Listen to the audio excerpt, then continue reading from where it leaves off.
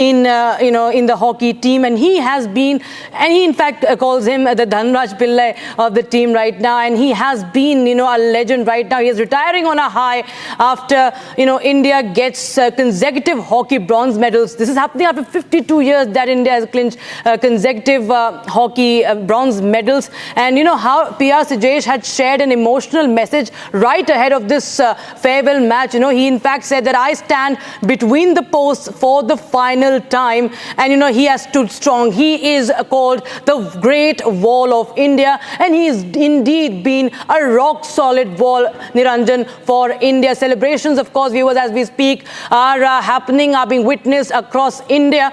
And he has expressed gratitude and also said that his heart swells with pride. This is a journey, viewers, that it has been. Just be with me. I'm getting in some responses, live responses right now. Rakshita, I'm sorry to cut you short there. I have to go across to Satyam Surana, who's live from Paris. Satyam, final game for Srijesh and the entire team. Goosebumps watching each and every game of theirs. Of course, the last one was a heartbreak, but nonetheless, they've gone ahead and they've won that medal. Definitely. This game was a thrilling game. The last 15 minutes of the game, everybody was clinging on to their seats.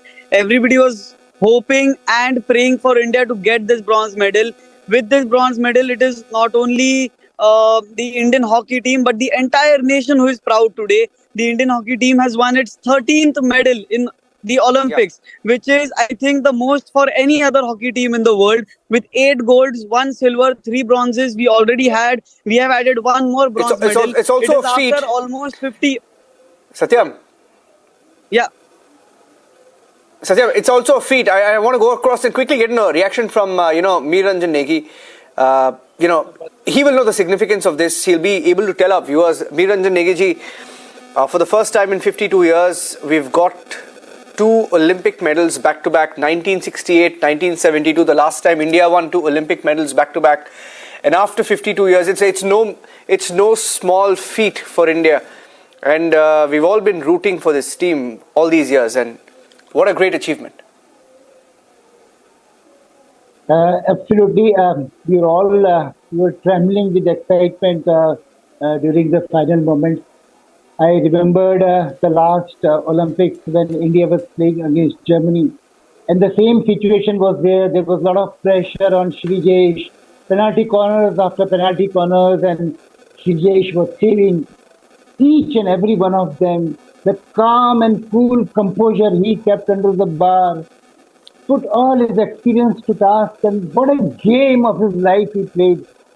We are absolutely proud of him and the entire Indian team for putting up a brave performance.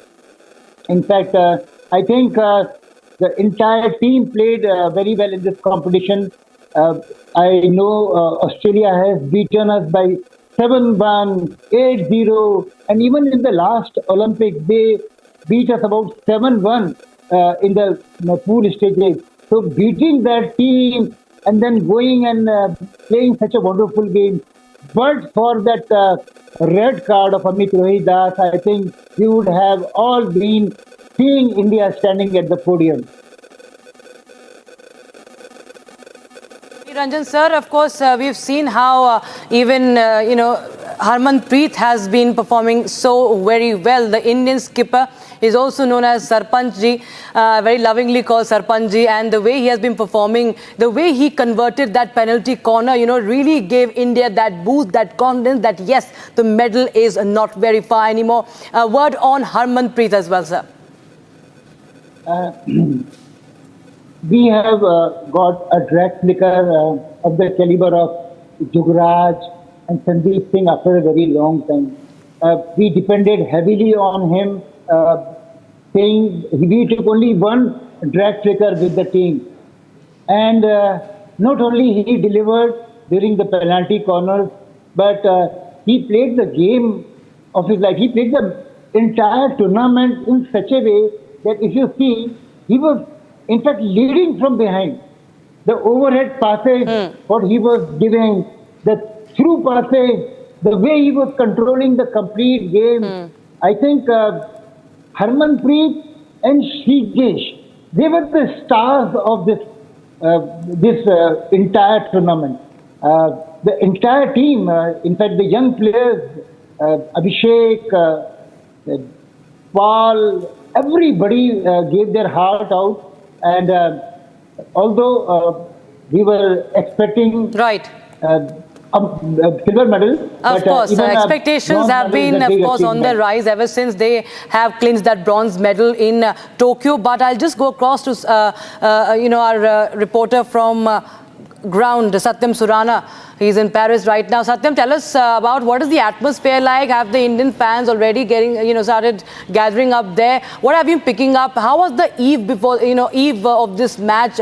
Any information you have on the preparations? Were there any sort of nervousness from amongst the players, or any sort of mantra that Craig Fulton had for his team that they finally actually pull off a Chak De moment?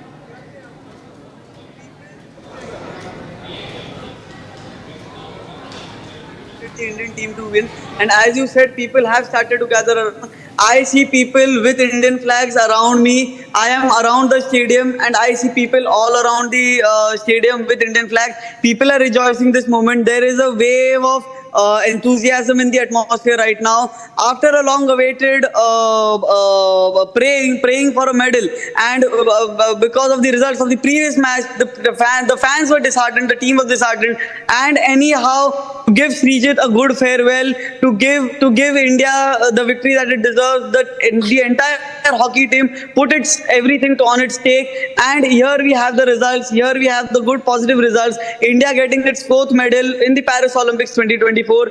India getting the bronze. India getting it for the 2nd time in a row. India getting its 13th Olympics medal in hockey, and at the same time, Indian fans rejoicing all over Paris. Absolutely. In fact, even Anuj joins us from the newsroom. Anuj, tell us more about the match. How, in fact, we will go across to Anuj after this very short break, viewers, because our coverage on India's feet in Paris continues. Don't go anywhere. It's once again bronze for India in the Paris Olympics, once again in hockey. Congress loyalists call for anarchy. Indy cries, Muslims in danger in India.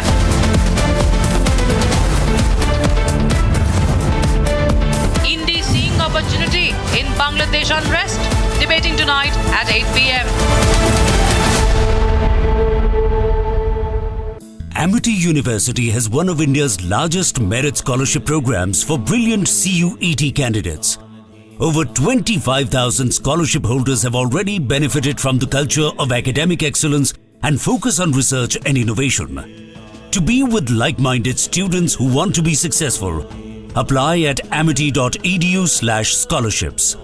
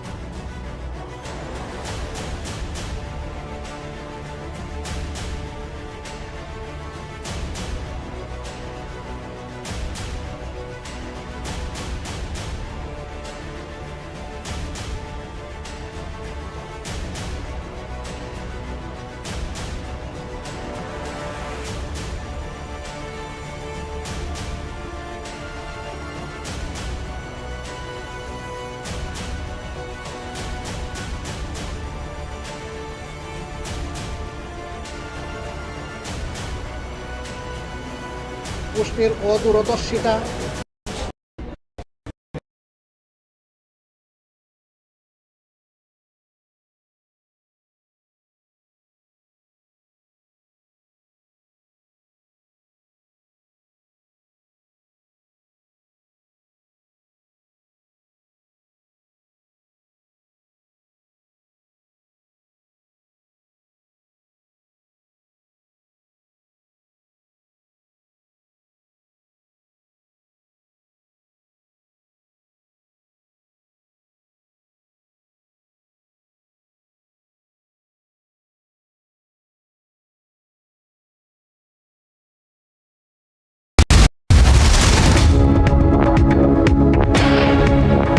And viewers, this is a big story that we're tracking right now. It's of course a good, it's a reprieve coming in after what has been happening in Paris Olympics. There have been many heartbreaks also, controversies also, but now India has clinched bronze in hockey, in men's hockey once again. And I with me, my colleague Anuj Shukla joins us from the newsroom, and we will continue to get you more voices and reactions as we speak. Now, Anuj, just take us through the highlights of the turn of events that actually brought India to this victory, and finally, we got one more medal in Paris.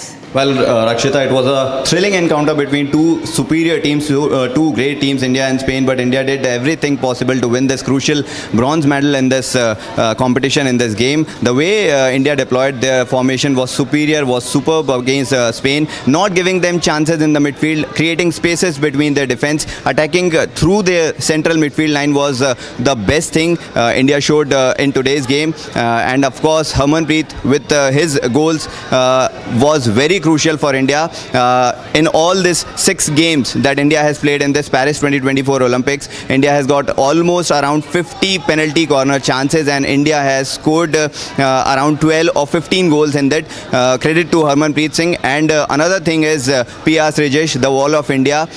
He is the strong point. He is the key point for Indian defense as well as the whole team. He's a legend of a player, retiring after this game. He has already spoken before going to Paris Olympics that they are looking forward for a medal in this Paris Olympics because this will be his last tournament. But the way India has played in this competition against Spain was top notch. The way Sukhjit, Manpreet Singh, Harmanpreet Singh created long ball passes, short ball passes was the best thing. Not giving any chances to the Spain midfielders and forward players in their circle penetration. The last 40 seconds were very crucial for India because India was at 2-1 at that time, and Spain was trying everything to score that equalizer, but PR Srijesh was superb in his goalkeeping ability, not giving any chances to Spain forward players or their wingers to attack from left or right wing. Harmanpreet Singh, who is a right back for India, is also one of the best player we have got, one of the best defender we have got. He is also top notch with his physical ability, with his speed, and all in all a superb game, and it is important for India because this medal will give hope for Indian team to do much better in the upcoming events. Absolutely. In fact, Satyam also joins us from Paris. And Satyam, of course, it's a great farewell for the Great Wall of India, as he was saying that this is the first time, this is the last time that I am standing here. And he has stood strong. Just take us through how the entire tournament has been like for Srijesh. She was exceptionally well in the previous game, especially against Great Britain. He has been rock solid for India. And this entire team has been, led by some really, seniors who have that, that they bring that liveliness to the field, despite the experience, despite the age. We've seen that they have been shining in the previous Olympic as well, and this time around also. Yes, definitely this team has given its all to the game. As we say, Srijesh is the great wall of India, and it is difficult even for fans to bid farewell to Srijesh after such a wonderful game that he has displayed. And as India gains the medal in hockey right now, its 4th medal in hockey, the Indian fans are definitely happy, but at the same moment, Indian fans are definitely sad at the same time to bid farewell to Srijesh. But ultimately, it is this team. It is this team who has given its everything to this game and brought the hockey medal despite all the failures that they faced. This team has displayed its resilience to such an extent that even the fans were hopeful always that the team will definitely bring home a medal, and that Chak De India movement has now arrived for India. And now, as I see the atmosphere, because the Indian fans are here today in Paris, and later in the evening today in Paris, Neeraj Chopra will be will be playing for his gold medal finalist. All eyes are on Neeraj right now. Indian fans are equally excited and probably more excited even for Neeraj Chopra's game, and hoping that India gets its gold medal in the Paris 2024 Olympics soon, and India gets its fifth medal in the form of Neeraj Chopra's game right now. Absolutely. In fact, I'll just step into a very, very short break here. Anuj and Saksham continue to be with us. We will be getting more voices and, of course, more reactions. Stay tuned, viewers. We will be right back after this short break.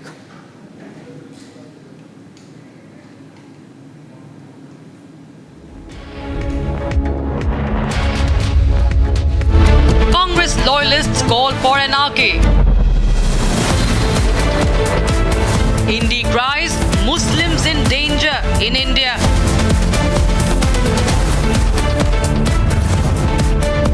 India seeing opportunity in Bangladesh unrest, debating tonight at 8 p.m.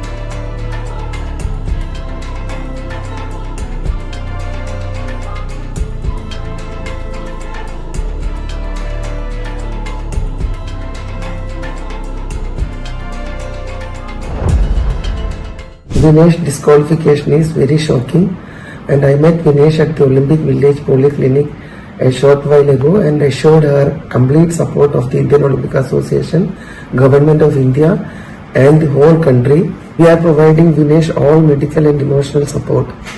The Wrestling Federation of India has filed an appeal to UWW to consider the decision to disqualify Vinesh, and IOA is following that up in the strongest possible manner.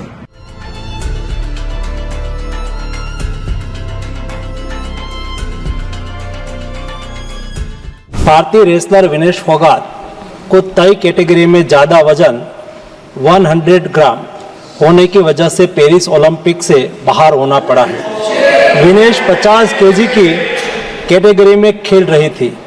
स्पर्धा के लिए विनेश का वजन 50 kilogram होना अनिवार्य था। UWW के नियमों और विनियमों के अनुसार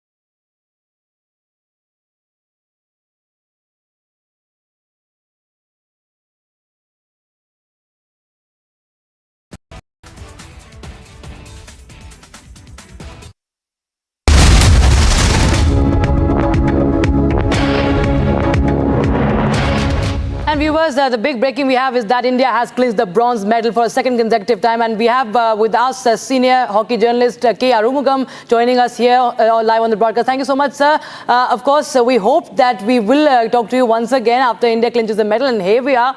We have the bronze medal with us. Very quickly, I want to ask you about what highlight are you picking up from this match? The way Harmanpreet has performed, the way Srijesh has been performing. It's his farewell this time, ending on a high, his much decorated career. And also, what does it really take for this color to change, at least in hockey?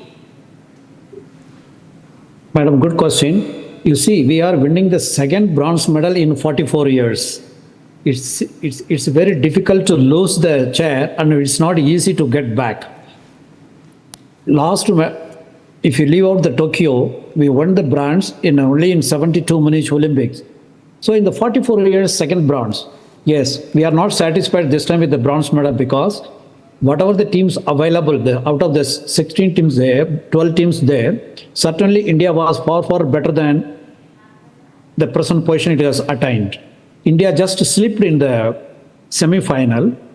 Otherwise, India was deserving to win either gold or silver. India should have been in the final. That would have been a great, great achievement. But in hockey, it takes time. It's a team game played by more than 120 countries.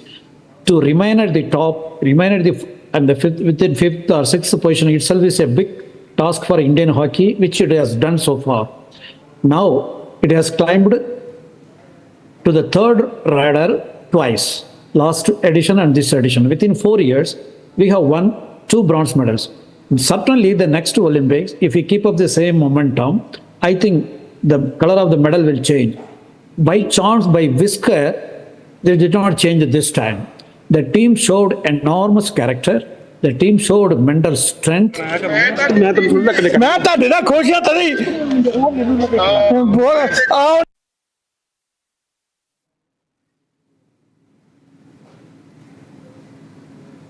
Hello? Yes, sir. Continue, please. Yes, sir. Please carry on, sir. That's why I feel hockey being a national game, but not winning medals for so many years, but started winning from Tokyo to now, it's going to be a great, great, investment for the future of hockey. It's a national game. The messages has sent now will reach nook and corner of the country. Right. In any case, going to celebrate in a big way.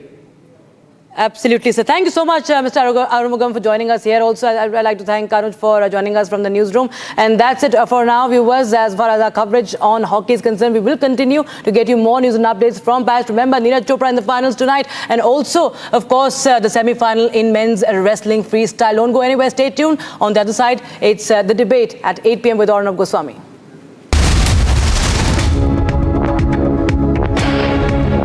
Amity University has one of India's largest merit scholarship programs for brilliant CUET candidates. Over 25,000 scholarship holders have already benefited from the culture of academic excellence and focus on research and innovation. To be with like-minded students who want to be successful, apply at amity.edu/scholarships. She has shown courage, she has shown ability, she has shown a tremendous amount of determination, dedication. For me, she has won our hearts, she has increased our pride. भारतीय Olympic संघ ने अंतर्राष्ट्रीय कुश्ती संघ से कड़ा विरोध भी दर्ज किया है। नेशनल भारतीय ओलंपिक संघ की अध्यक्षा पीटी उषा भी अभी पेरिस में है। प्रधानमंत्री जी ने स्वयं उसके साथ बातचीत करके उचित कार्यवाही करने के लिए, उचित एक्शन लेने के लिए भी उसको कहा गया है। We are providing Vinesh all medical and emotional support. The Wrestling Federation of India has filed an appeal to UWW to consider the decision to disqualify Vinesh.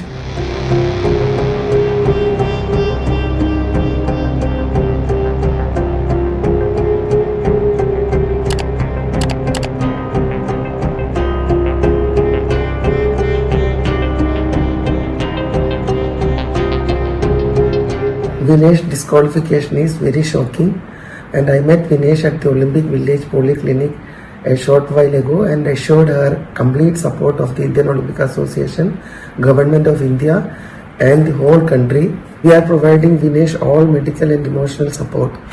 The Wrestling Federation of India has filed an appeal to UWW to consider the decision to disqualify Vinesh, and IOA is following that up in the strongest possible manner.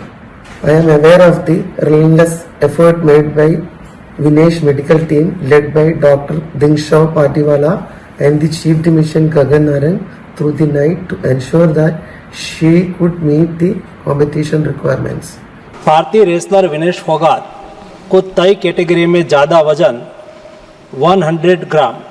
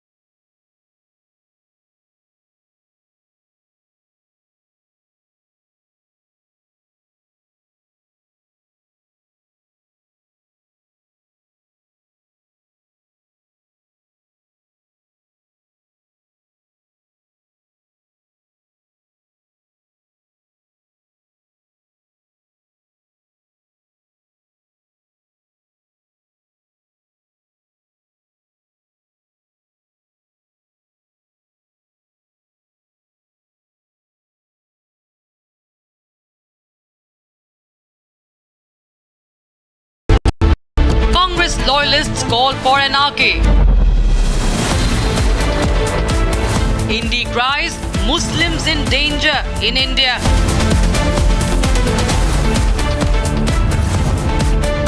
Hindi seeing opportunity in Bangladesh unrest, debating tonight at 8 p.m.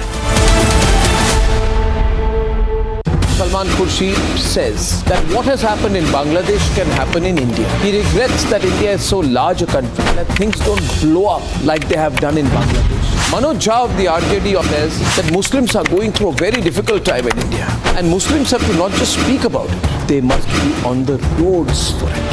Salman Khurshid is very close to the Vadra Gandhi family. So is this the sinister plan that they are working towards? This drumbeat of the caste census is not accident.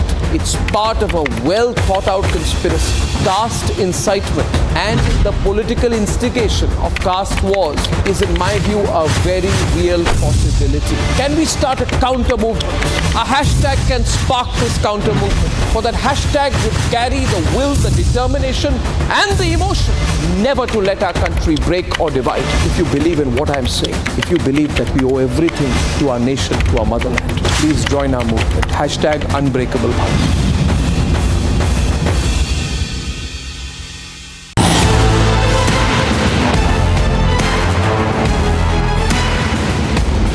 Get ready to witness the best technology extravaganza of the year. The first edition of the Republic Business Emerging Technology Awards has received an overwhelming number of nominations. Dominating the categories are AI and robotics, healthcare, edutech, fintech, banking and finance, and martech. Groundbreaking innovations and revolutionary ideas from the largest digitalized economy in the world. Join us as we celebrate India's incredible digital growth story. Republic Business Emerging Technology Awards, Friday, 5th July 2024. Sweeping reforms in Waqf Act on the cards. How Congress-led Waqf acquired unlimited land.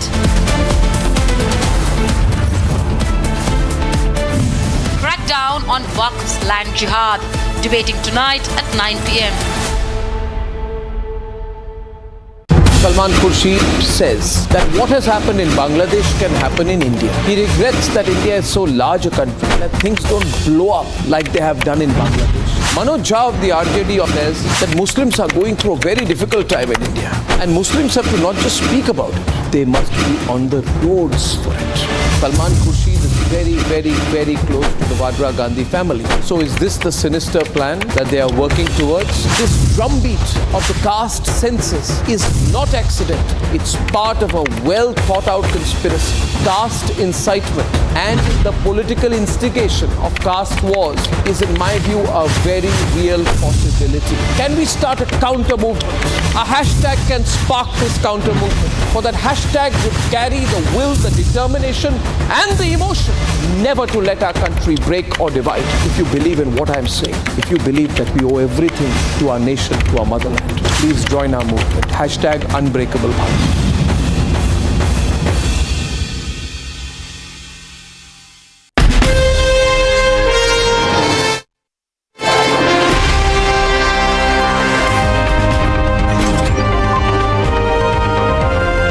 Blending the human side of mobile tech with reliable journalism at Asia's largest news headquarters.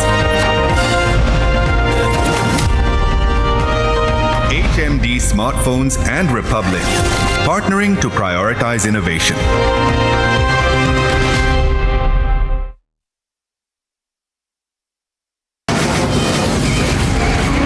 From the Republic Media Network headquarters, it's time for Arnab Goswami on the debate.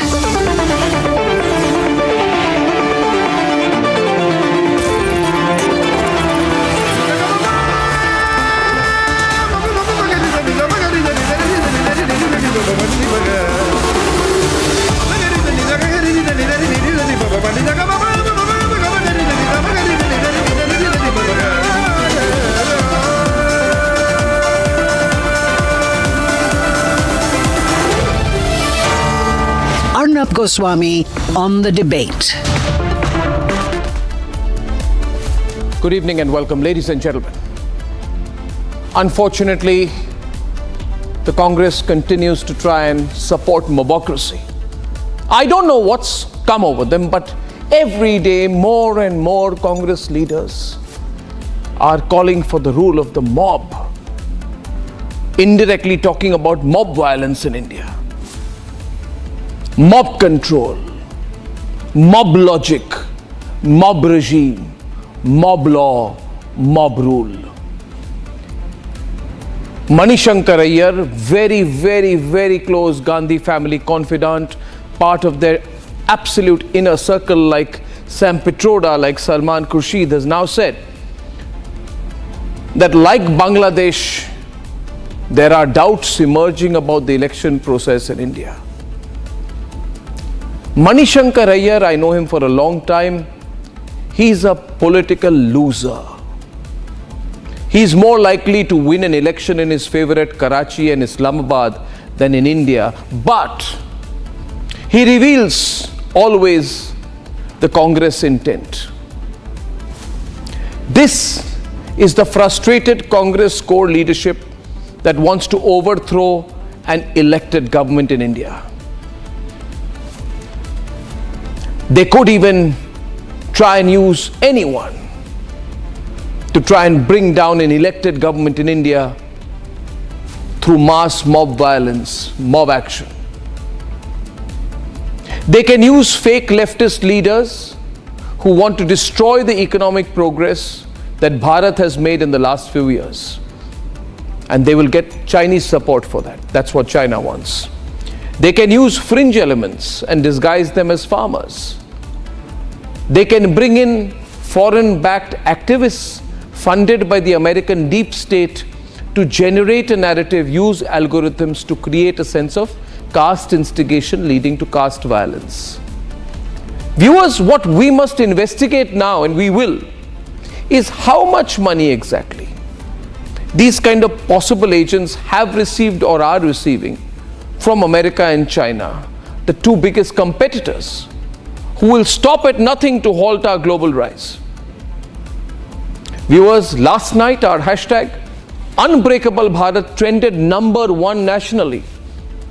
It showed that more of you supported Republic than these George Soros funded Congi handles, than these Cambridge Analytica type Congi handles, because we are Republic, and we as Republic believers can and will counter these anti-national forces. So don't ignore what these Kongi trolls do. Don't ignore a Manishankar Iyer or a Salman Khurshid, ladies and gentlemen.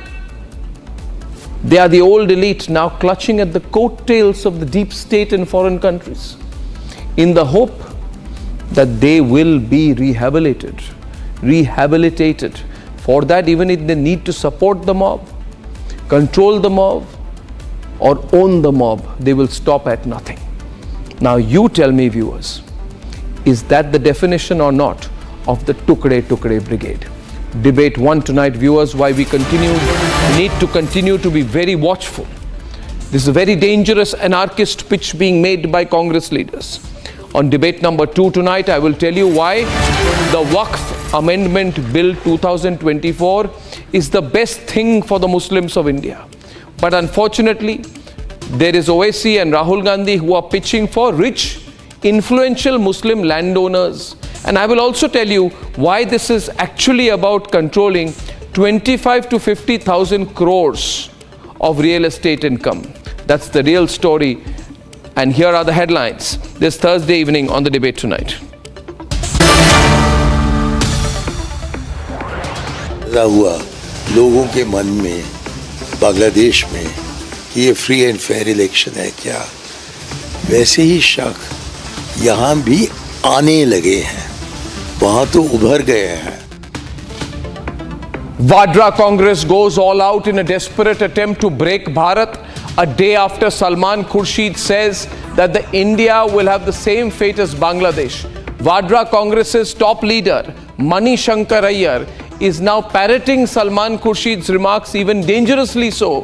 He says that Bangladesh and India are situations which are comparable.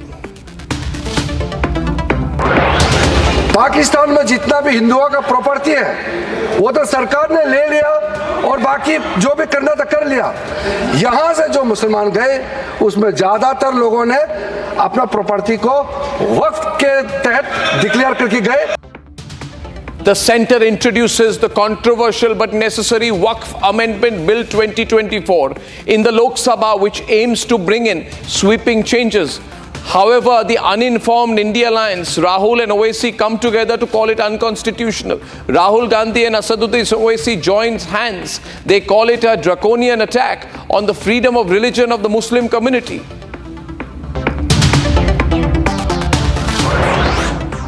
अध्यक्ष महोदय, मैं इस bill का विरोध करता हूं. अध्यक्ष के अधिकार अखिलेश जी सिर्फ विपक्ष के नहीं है, पूरे सदन के हैं. इस तरह की गोलमोल बात आप नहीं कर सकते हो. Very heated exchange in Parliament over the Waqf bill. Samajwadi Party MP Akhilesh Yadav alleges that Waqf reform is a strategic move by the BJP to cater to its own vote base. In defense of that, he says that the rights of Lok Sabha Speaker Om Birla are being slashed. Amit Shah questions him, says, "Do not insult the chair." And a historic feat for India as Team India outclasses Spain 2-1 in a sensational bronze medal match of the men's hockey at the Paris Olympics. Leading India from the front, Harmanpreet doubled his tally with a sensational brace in the third quarter.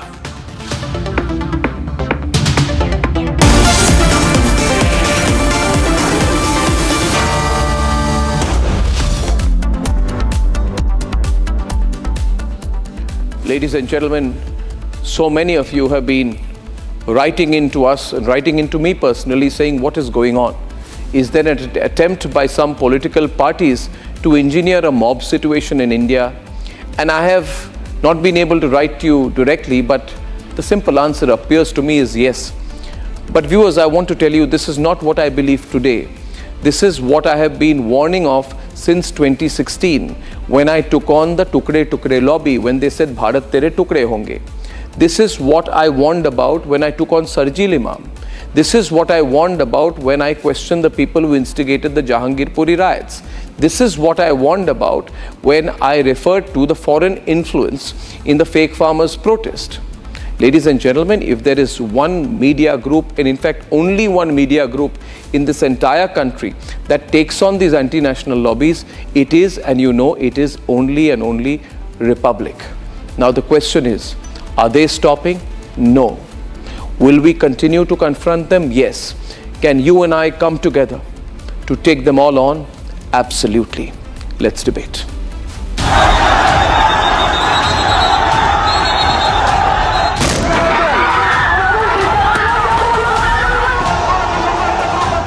Hindus are facing one of the worst minority persecution in Bangladesh. But the Muslims are in danger. Gang sees red in India for the Muslim minority. ये जो बेरोजगारी है वो बहुत बढ़ चुका है आर्थिक विकास के बावजूद। मतलब वहाँ की परिस्थिति और हमारी परिस्थिति में काफ़ी एक कंपैरिजन कर सकते हो। इतना ही नहीं, जो उनके इलेक्शंस हुए विपक्ष की पार्टियों ने भाग ही नहीं लिया क्योंकि उनको लगा कि ये फ्री एंड फेयर इलेक्शन नहीं होंगे। तो जो सबक हमें सीखनी है वो ये है कि विकसित भारत बनाना एक चीज़ है, लेकिन वो आज़ाद भारत होगी क्या? This statement by Manishankar Iyer raising alarm bells over a potential repeat of the Bangladesh template in India comes day after Indie leaders Salman Khurshid and Manoj Jha made provocative remarks. You mind if I said that Shaheen Bagh failed? A lot of us believe that Shaheen Bagh succeeded, but I know what's happening to the people who are associated with Shaheen Bagh. How many of them are still in prison? How many of them can't get bail? What's happening in Bangladesh can happen here. It's just that Bangladesh is a concentration of much that we have in our country, and the spread in our country prevents things blowing up in the manner in which they've blown up in Bangladesh. But whatever is happening in Bangladesh is terrible. Don't measure Shaheen Bagh on the scale of grandeur, on the scale of what it achieved. Remember what constituted Shaheen Bagh. I was in the parliament, Shashi was in the parliament, we had lost. When parliament lost, roads became alive all over India. There lies Shaheen Bagh. But Manishankar Iyer is known to be a puppet of Pakistan. हमें ले आइए, इनको हटाइए। अच्छा, इनको आप ही हटा सकते नहीं है। Really have been in great despair about the nature of my country. It didn't seem to me that since 2014 I'm living in the same country that I was born into in 1941. और जो भी कुर्बानियां देनी हो उसके मैं भी शामिल होने को तैयार हूँ। अब देखें कि किसके हाथ कौन किसका हाथ मजबूत है, हमारा या काफिर, ये है सवाल। The India Alliance is seeing an opportunity in Bangladesh's despair.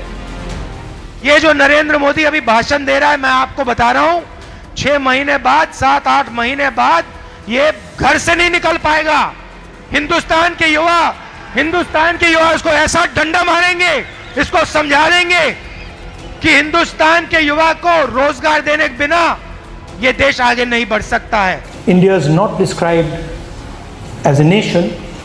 In our constitution, the line is India, that is Bharat, is a union of states. India is not described as a nation. In our constitution, the line is India, that is Bharat, is a union of states. अरे हिंदुस्तान हम 25 करोड़ है ना, तुम 100 करोड़ है ना, ठीक है, तुम तो हमारे से इतने ज्यादा है।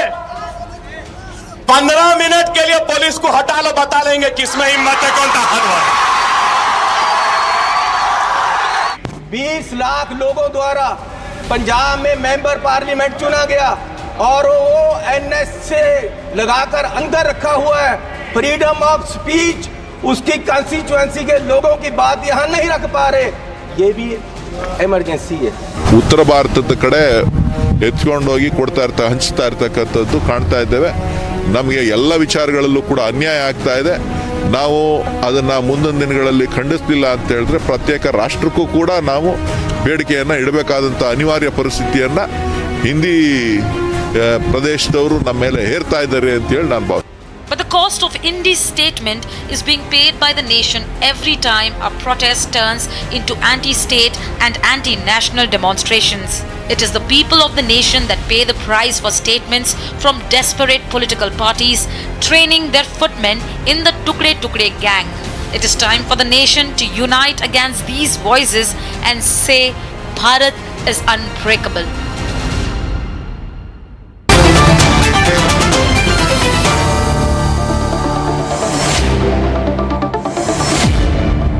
Kawal Sibal is former Indian Foreign Secretary. He's been ambassador to Turkey, to Egypt, in his time to France, and I also believe, if I'm not mistaken, to Russia. Now, Mr. Sibal, what's going on? Every day we see these political figures saying, what happened in Bangladesh will happen in India. We will break into the Prime Minister's house. You know, we will break into the Prime Minister's house. The people will beat the Prime Minister of India is the language that Rahul Gandhi spoke. Now, Manishankar Ayyar speaking that language, Salman Khurshid speaking that language, leaders of the RJD speaking that language. What is their expectation? Do people in a democracy speak like this? Why are they speaking like this? What is their intent? Can you unmute yourselves? Yes. Can you hear me? Yes. Can you hear me? Yes, very much. Thank you. But I think in your introduction, you brought out very well, very dramatically, what I must say,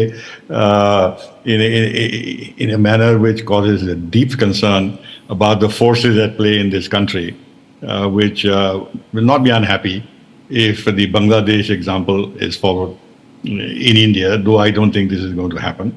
But nevertheless, their efforts will continue. Their efforts to poison the political atmosphere will continue.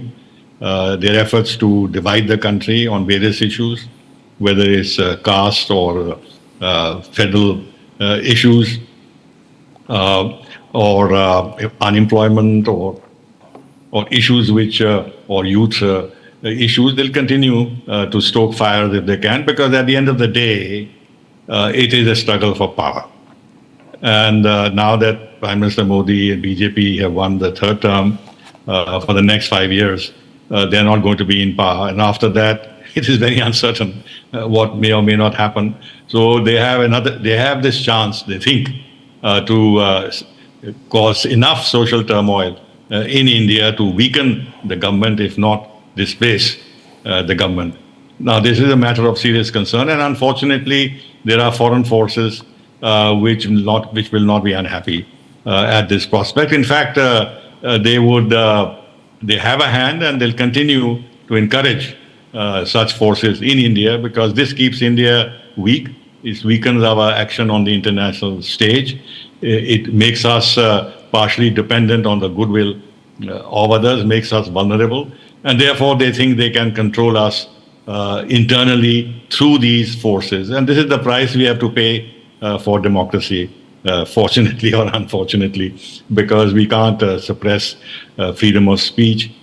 We can't use all the methods that China uses in terms of suppressing public opinion, cut off contacts with the foreign social media, create autonomy for ourselves in terms of managing the social media inside our own country, which will be answerable to authorities.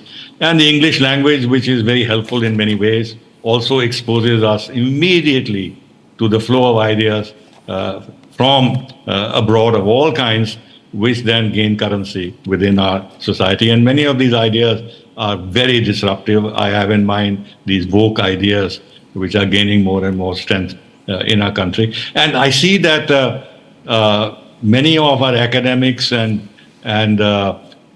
people in think tanks who are working abroad are actually part of this effort to keep India unstable and weak. They pontificate sitting abroad on the situation in India, and I'm quite unhappy that our press gives them often a lot of space to say and write what they have in mind and create a certain narrative. Now, for example, the narrative of democracy backsliding in India, democracy in peril, institutions in peril, government manipulating the agencies to suppress political opponents and everything else. There is a connection between what is said in India and what is said abroad. There's absolutely no difference, as if both are working on the same template in terms of spotlighting India's weaknesses. So it is a matter of concern, though, frankly, and Salman Khurshid was not wrong, whatever his wishes may be, in terms of replicating what is happening in Bangladesh and India, that we are too vast a country. We are too vast a country. He said that. But you know, Mr. Sibal, there is also the danger of complacency. You know, we can tend to always assume that things will not go that far, but I was always worried during Shaheen Bagh. And, you know, Shaheen Bagh got curtailed because of COVID. You know, the farmers' protest went very far. I think the government exercised a lot of restraint. Even when the tricolour was pulled down, we didn't use force. But things spin out of control. And so my question is that, you know, I always felt that after Narendra Modi went to Russia, the Americans are irked like hell. It's a slap on their face. It's a global recognition for Putin that they would not want. On top of it, the Indian economy will become the third largest and will not be object of curiosity, will soon be a competitor. So won't they do everything possible, the Chinese and the Americans, their respective deep states, to use Indian agents, Indian political parties to, you know, create fair amount of turbulence in the coming years? The thing is that they also have geopolitical interest in India. So it's not a simple game for them. So they are playing a double game.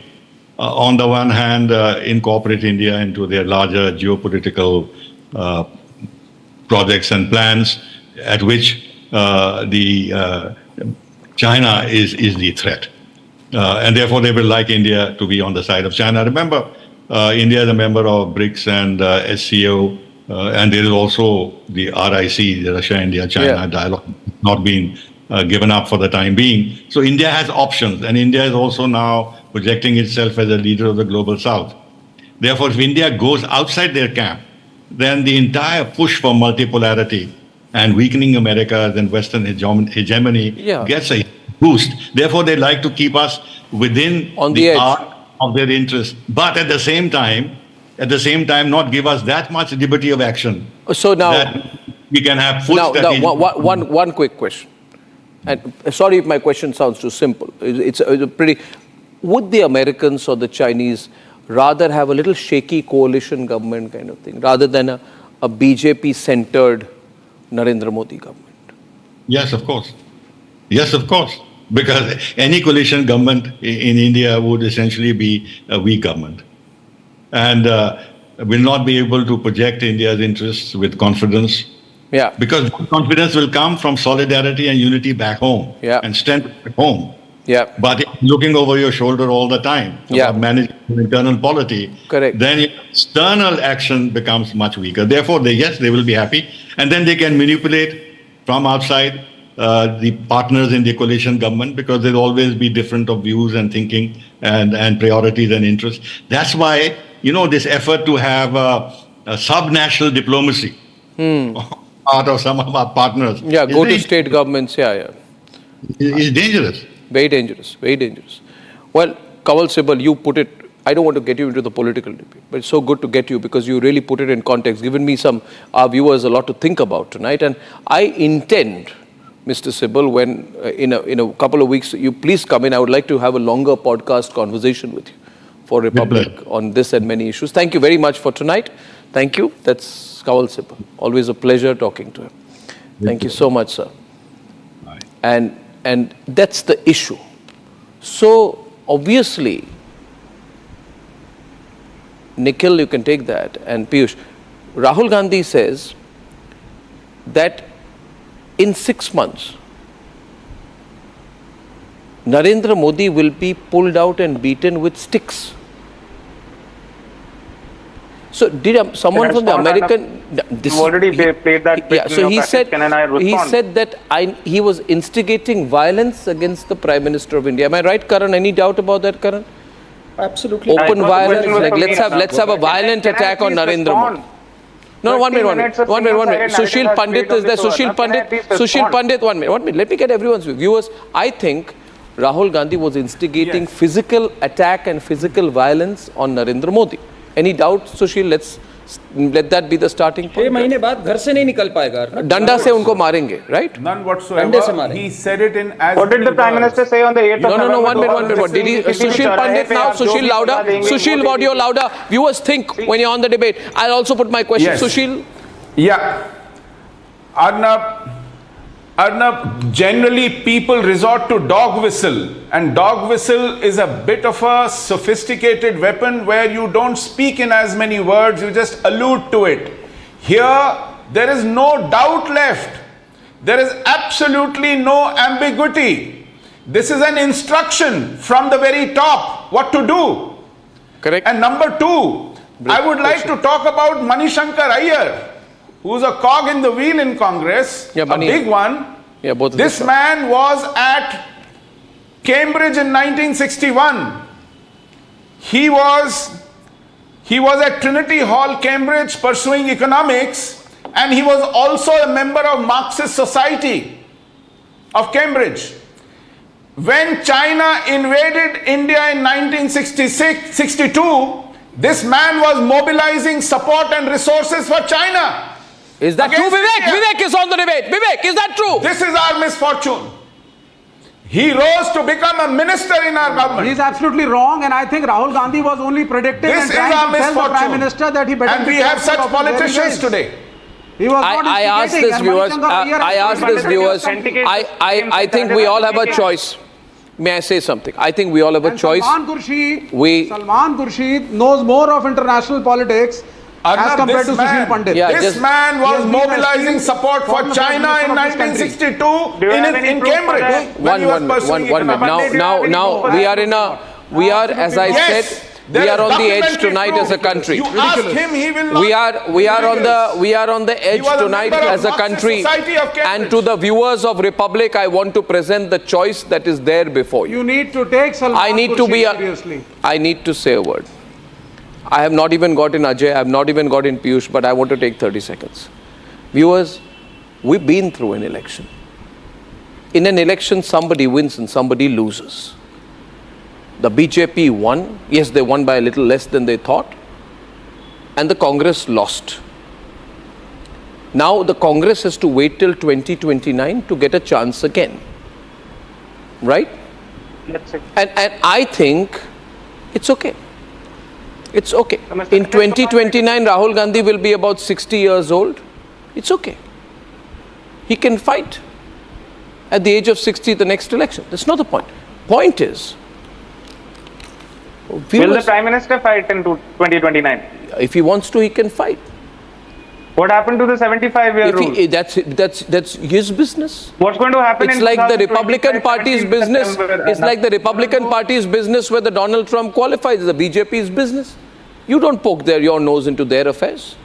Now the question is this. Please understand. But you can poke your nose into Congress's affairs. I am not poking anybody's nose into any affairs, but keep your damn nose out of my...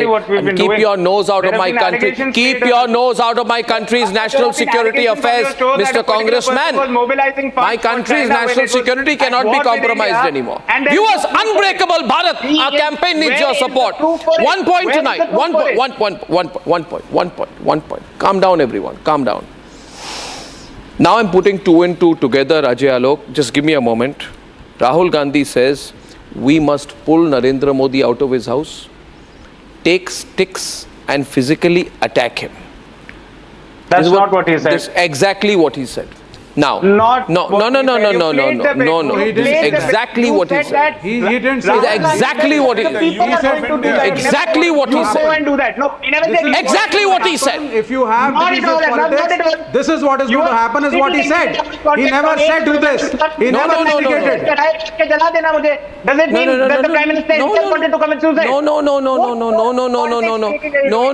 you Aman Ki Asha gang, listen to me. Is that what he Aman said? Ki Asha was started by Bajpayee, I think. Arey no, yaar, it was started by a media house, unfortunately. Yaar, listen to me. Now my question is, God knows who they were working with. My question is to Ajay Alok. Ajay Alok, we are in a situation tonight. Every day these Congress leaders and associated people say, what happened in Bangladesh can happen here. In other words, they are saying, if people are being lynched there, they can be lynched here. If the house of the Prime Minister has been broken into there, we can be broken into here. If hundreds of people can be killed there, hundreds of people can be killed here. किसी तरह से हमको सत्ता हड़पनी है. अरे जीत नहीं पाते तो हड़पने की कोशिश क्यों कर रहे हो? Don't try to steal power using the American deep state. Nobody is trying to steal power. You manipulate. Ajay Alok is on the debate. Remain in power. Proof? I'll give you proof. Manipulating to remain in power. Ajay, the statements are the proof of intent. Please do. And please Ajay Alok is on the debate, ladies and gentlemen. Unbreakable Bharat. Vivek, I guess question is from me. Let me answer. I very categorically say, Arnab, no, that's great, Ajay. You can answer it, but they are saying louder. that you have manipulated. Because they have done it in the past. Louder, Ajay. They have done it in the past. Sushil Pandit is sitting here. They have done a Hindu genocide in Jammu and Kashmir, right or wrong? They have done a Sikh genocide in Delhi and Punjab, right or wrong? They have done it, and now they want a genocide of Hindus again. Who was your man? Based on communal lines. Now we all sitting here are Hindus. We all sitting here Hindus. Vivek Srivastava may claim himself to be atheist, but be ready for a brutal massacre, and you will be the first in line, my dear friend. You will be the first in line. Hindus, we are Indians. Talk of India. Because they won't take you. They won't take you as your own crony. You will be butchered first. Ajay, you are always talking. And because for them now, the standard way of peaceful living is to follow a pattern, follow a religion. That's what they want. They want a Hindu genocide. That's what Salman Khurshid meant. And that's what Mani Shankar is meaning. The BJP spokesperson doesn't Absolutely not. If you have an RSS man, now here Aam Aadmi Party sitting and just waving here and there. There was Mr. Naeem Ali who was sitting with Arvind Kejriwal. What he was doing today. Every Declare your stand, Piyush. सारे संघियों को मार देंगे. मोदी भाग जाएगा. What is this? That's Naeem Ali of Aam Aadmi Party sitting with Sanjay Singh and Arvind Kejriwal. What is this?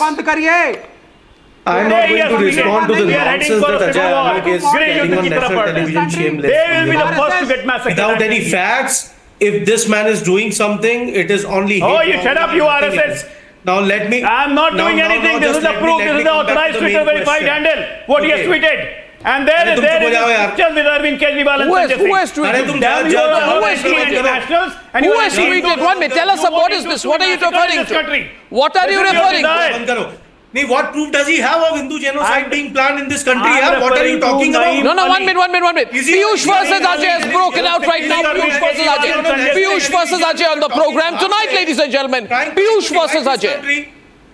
Trying to divide this country like anything, and then you're allowing that rant to go on. Piyush versus Ajay. And I have referred it to Delhi police also. He is sitting with Arvind Kejriwal and Sanjay Singh. And he's an active member of Aam Aadmi Party who was also accused in Delhi riots. And he's saying we are heading for a... 1 minute. Piyush, I want to ask you. I don't make a specific reference. I have no knowledge of what Ajay Alok is saying tonight, Piyush, but I must follow up by giving you an opportunity to speak. Ajay Alok is saying, Piyush, that there is a person who has photographs with Arvind Kejriwal who's calling for civil war in the country. Is this true? Deep Sidhu has photographed with the Prime Minister. But is this person an Aam Aadmi Party member? Who's Deep Sidhu? Is this person calling for civil war an Aam Aadmi Party member or leader? Who is Deep Sidhu?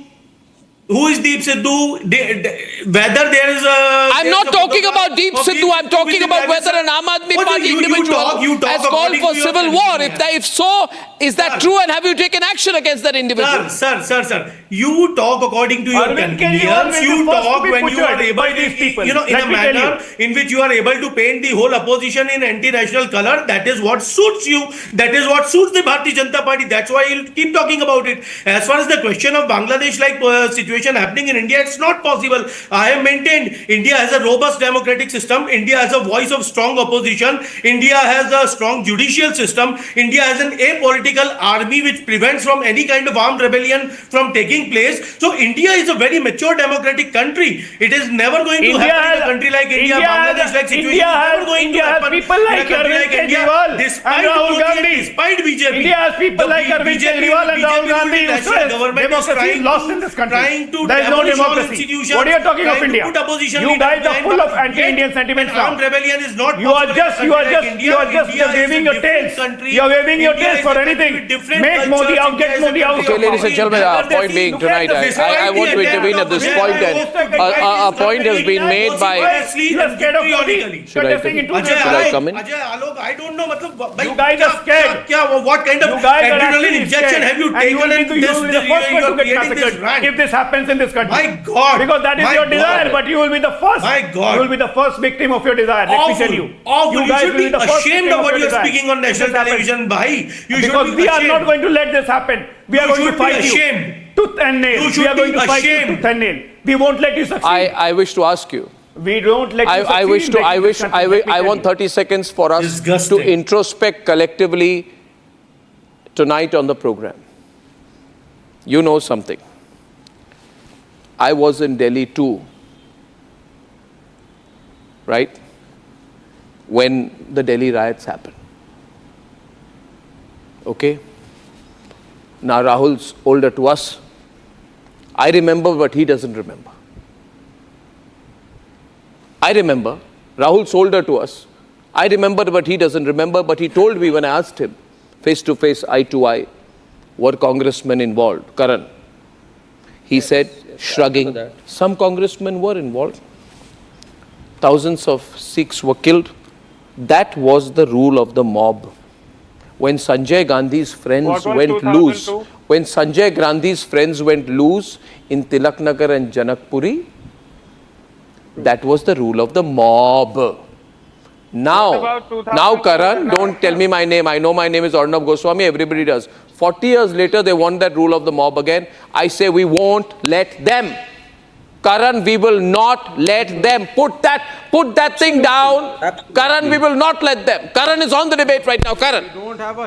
Tahir Hussain, Piyush ji, for waxing eloquent, your councillor Tahir Hussain is one of the main perpetrators of the Delhi riots. If anyone needs to be ashamed, it's the Aam Aadmi Party that needs to be ashamed. They need to hang their head in shame.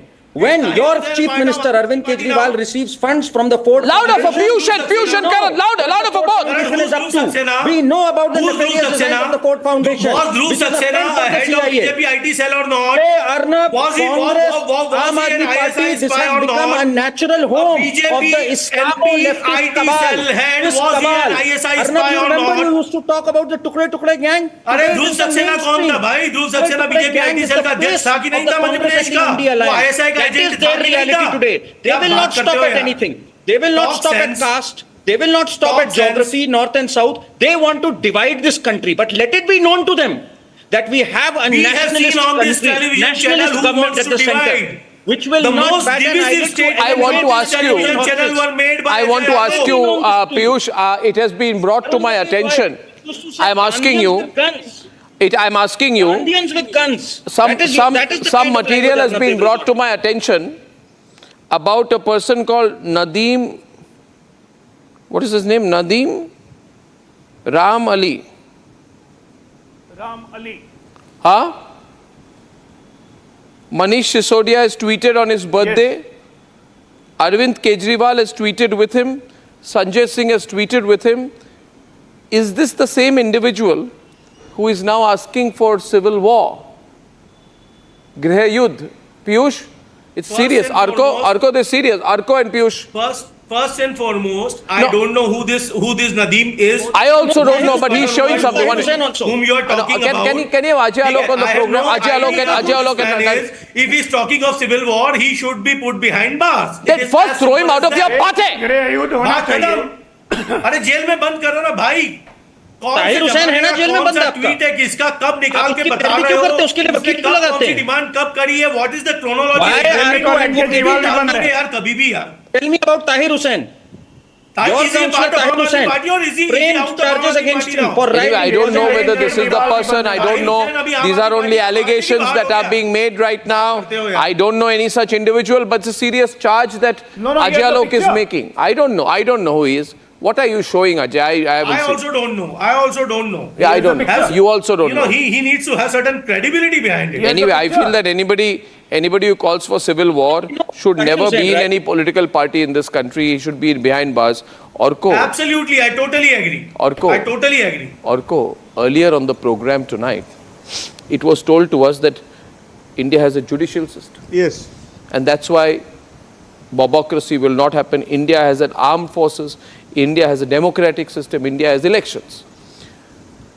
Now, India had a judicial system when Shaheen Bagh happened. India had an army when Shaheen Bagh happened. India had a democratic system that had voted in Narendra Modi a second time when Shaheen Bagh happened. Right or wrong? Yet Shaheen Bagh happened. Yet 56 people were killed. Yet Jahangir Puri happened. Yes, yet the tricolor was brought down and we had to watch that happen in our country. So when people tell me it's an impossibility, I say, no, it's happened in our lifetime. We don't want it to happen again. Understanding,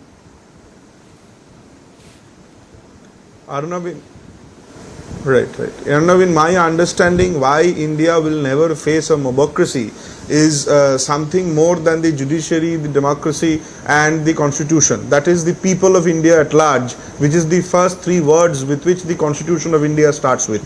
The people of India and people of Bangladesh and people of Pakistan are not the same.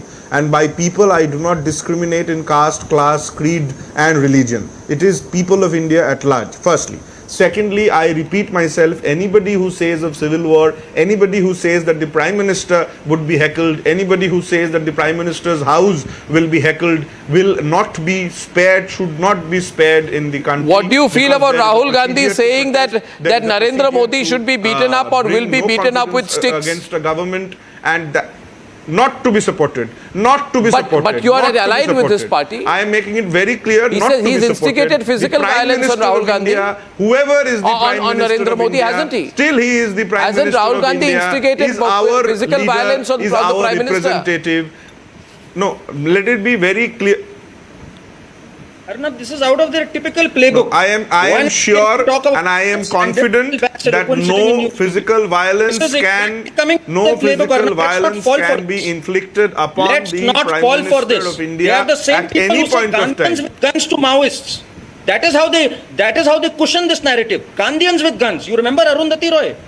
You remember Medha Patkar, who was standing against the raising of the Narmada Dam, which went on to irrigate so many homes. So these are the people. Harsh Mandir, let me be also pragmatically clear that democratically organized constitutional movements against any atrocity of the government is a right within the fold of democracy and cannot be taken away by any other controversial comments made. What has happened in Bangladesh is supposed to be in Bangladesh and it will never happen in India so far as people of India at large is here.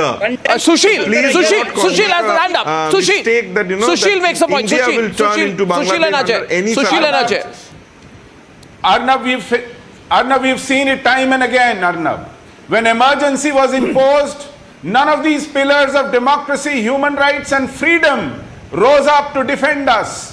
We had to suffer emergency for 2.5 years. When we were thrown out of Kashmir through a brutal genocide, none of these pillars, judiciary, media, parliament, human rights organizations, police, army, none was useful to defend us. Well, the pictures on your screen, I'm just going to put, ladies and gentlemen, I want to put pictures on your screen. That is the military puppet Muhammad Yunus being sworn in.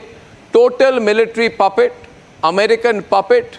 84-year-old Muhammad Yunus emerges from nowhere and is being sworn in as the head of the military government in Bangladesh. This is what happens when you have a coup. Do you want this to happen in India? Absolutely not. Now, we are told it will never happen in our country.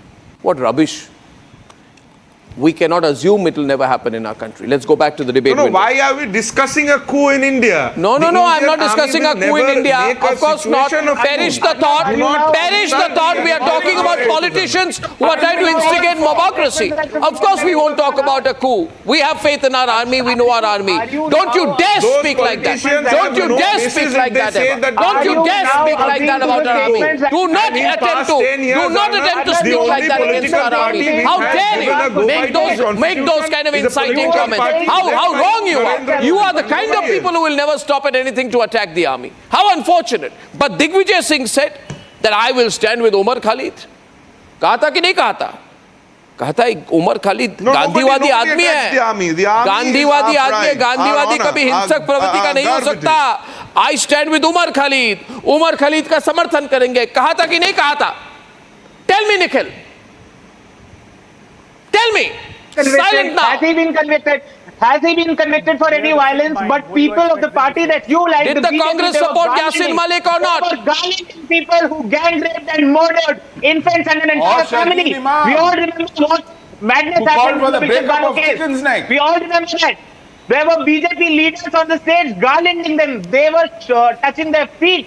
The people who murdered and raped infants, a pregnant woman. So let's not pretend that Umar Khalid is some terrorist until our court convicts him of that. Very soon, so it is as they desire, they will listen to the rhythms of Ghalib, Chalib and Ralib very soon in their ears. Salman Khurshid merely pointed out these kind of people are these pseudo hypocrites. They want our country to divide it because of them we are facing this kind of problems and these kind of people. I don't blame any Muslim fundamentalists for what we are facing. It's absolutely these double standard hypocrites through which we are going through all these problems. And that's why we are surrounded. The whole India is surrounded by fundamentalist forces, and the only way to live is to fight, and we will fight. We are not going to be with them, and we are not going to be like them. One thing is for sure. Very soon, Nikhil, you will listen to the chants of Ghalib, Chalib and Ralib in your ears. In your ears. Irani, who was going there, BJP leaders. The way you are going. Ladies and gentlemen, we have to be very cautious. We have to be very cautious. The reason I have made this a campaign is because I believe that there is an effort at undermining our country from within. Viewers, now when I come back, viewers, I need to explain to you details of what this Waqf Amendment Bill 2024 is. And if it sounds too complicated to you, let me assure you it's not. When I come back, I will explain to you why this has nothing to do with Muslim religion, but it has everything to do with the ownership of huge amounts of land and putting the money that comes from that land into their own pockets. This is about big money. It's not about religion. But there are people who will try to instigate people like Shaheen Bagh this time as well. But if we come together and if we explain what the truth is, they will never be able to do so. So join me when I explain the details of this controversial new law on the other side.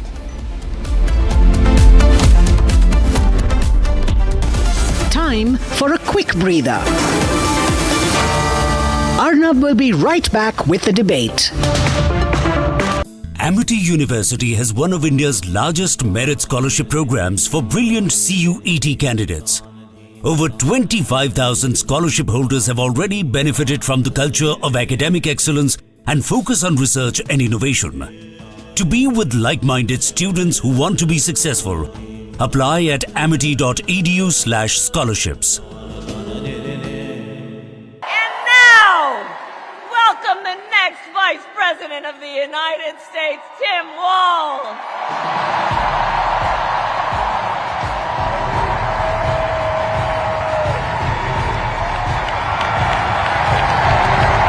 Wow.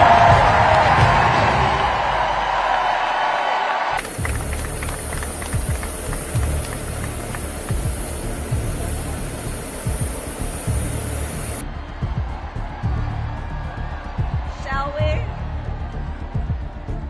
To Trump's running.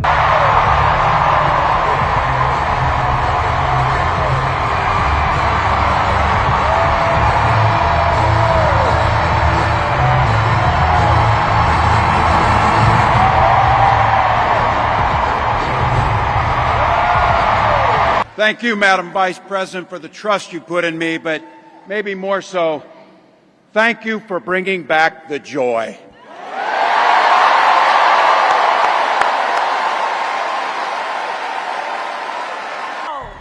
Welcome the next Vice President of the United States, Tim Walz.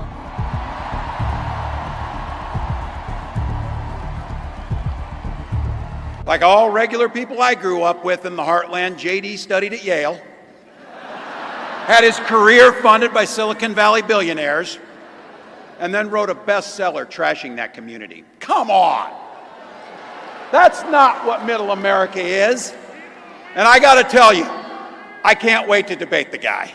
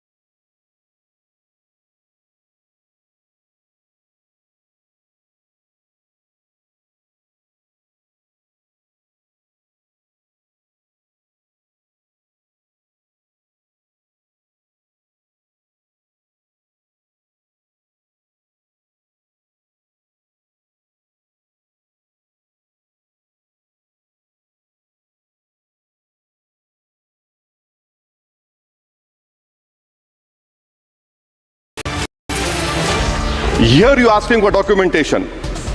No existing law, whether non-religious or personal, limits the right of a person to will their property or dispose it. But what you are doing over here, a Hindu can give through will his complete property to his daughter or son. I as a Muslim cannot do, I can only give 1/3. But what you are doing, I can gift, but I cannot give it in the name of Allah subhanahu wa ta'ala. Now you are stopping me from praying. Time for a quick breather. Arnab will be right back with the debate. Amity University has one of India's largest merit scholarship programs for brilliant CUET candidates. Over 25,000 scholarship holders have already benefited from the culture of academic excellence and focus on research and innovation. To be with like-minded students who want to be successful, apply at amity.edu/scholarships.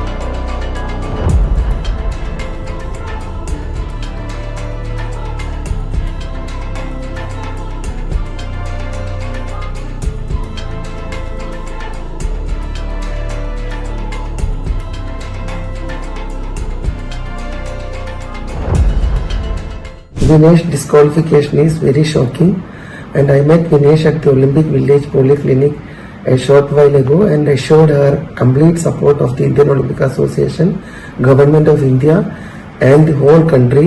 We are providing Vinesh all medical and emotional support. The Wrestling Federation of India has filed an appeal to UWW to consider the decision to disqualify Vinesh, and IOA is following that up in the strongest possible manner.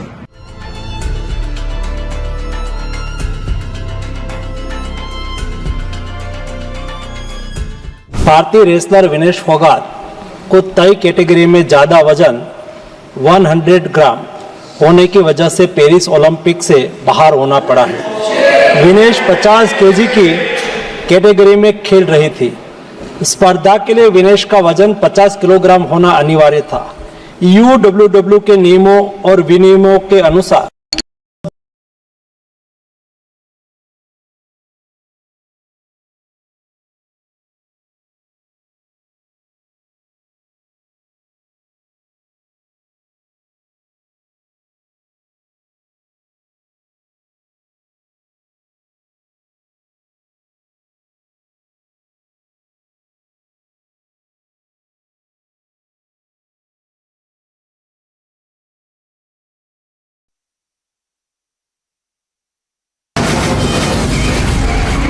From the Republic Media Network headquarters, it's time for Arnab Goswami on the debate.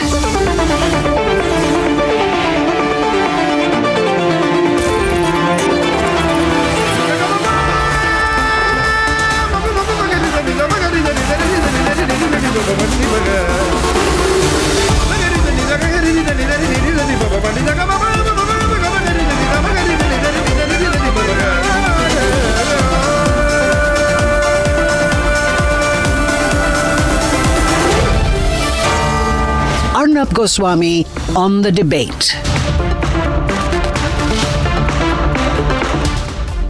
Welcome back, ladies and gentlemen, and now time for the nation's sharpest opinion. Rahul Gandhi and Asaduddin Owaisi have formed a partnership and decided to become the advocates of the biggest Muslim landowners and the richest land controllers in India. Let me explain. Ladies and gentlemen, the building political controversy is over the Waqf Amendment Act 2024, which has been brought in today by the Narendra Modi government in Parliament. Attempts have been made already by the Congress and the Owaisi party, the MIM and the Samajwadi party to call this bill anti-Muslim, which is as crazy a thing as it comes to say. It's like calling the removal of triple talaq anti-women. Before these parties start a provoke Muslims Shaheen Bagh type campaign, let me explain what's going on. You see, viewers, very rich and very influential Muslims have, through some 30 Waqf boards across India, taken over 9 lakh acres of land and property across the country. That's almost 1 million acres of land into their private control. That is about 0.2% the total land territory of India. Can you imagine how rich these people are? How much property they control? That's a huge amount of property to control. It's almost like the size of a small Indian state or union territory. That's how much land these people have. Can you imagine how rich they are, how powerful they are? These powerful and rich Muslims are obviously earning a lot of money from these properties. The Sachar Committee report said in 2006 that they should be earning minimum 12,000 crore rupees a year. So at today's rates, they should be earning minimum 25,000 crore rupees as revenue from these properties.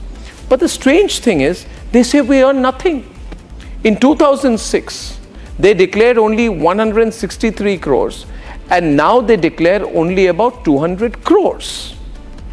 So naturally, we will ask, where is the money going? Where is the 24,800 crores minimum going? Has it vanished? Will these rich Muslim landowners tell us where the money went? Whose pockets is it going into?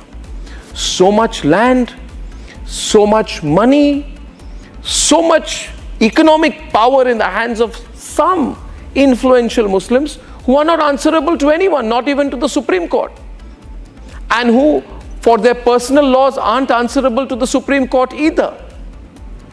What the Modi government has done is to ensure that there is at least some accountability, that this huge amount of money reaches the poorest Muslims, not the richest Muslims. Now do you understand, viewers?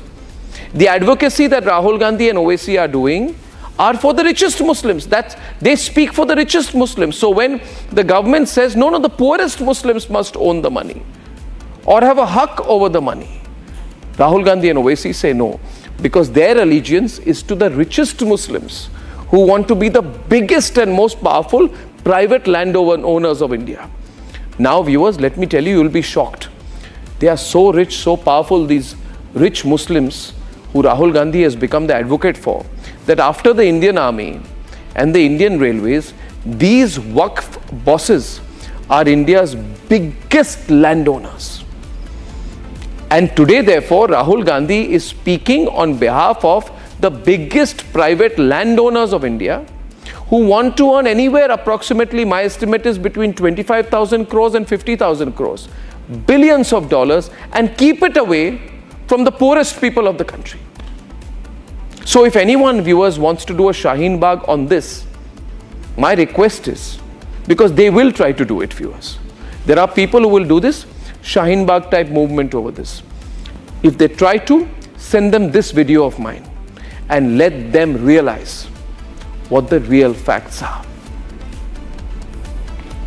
सारा वक्फ boards जो है मुतवालिस के कब्जे में चले गए हैं. On the grounds that this house does not have the competence to make these amendments. Bill जो इंट्रोड्यूस हो रहा है, अध्यक्ष महोदय, बहुत सोची समझी राजनीति के तहत हो रहा है. बिल को आना चाहिए, पारदर्शिता आनी चाहिए.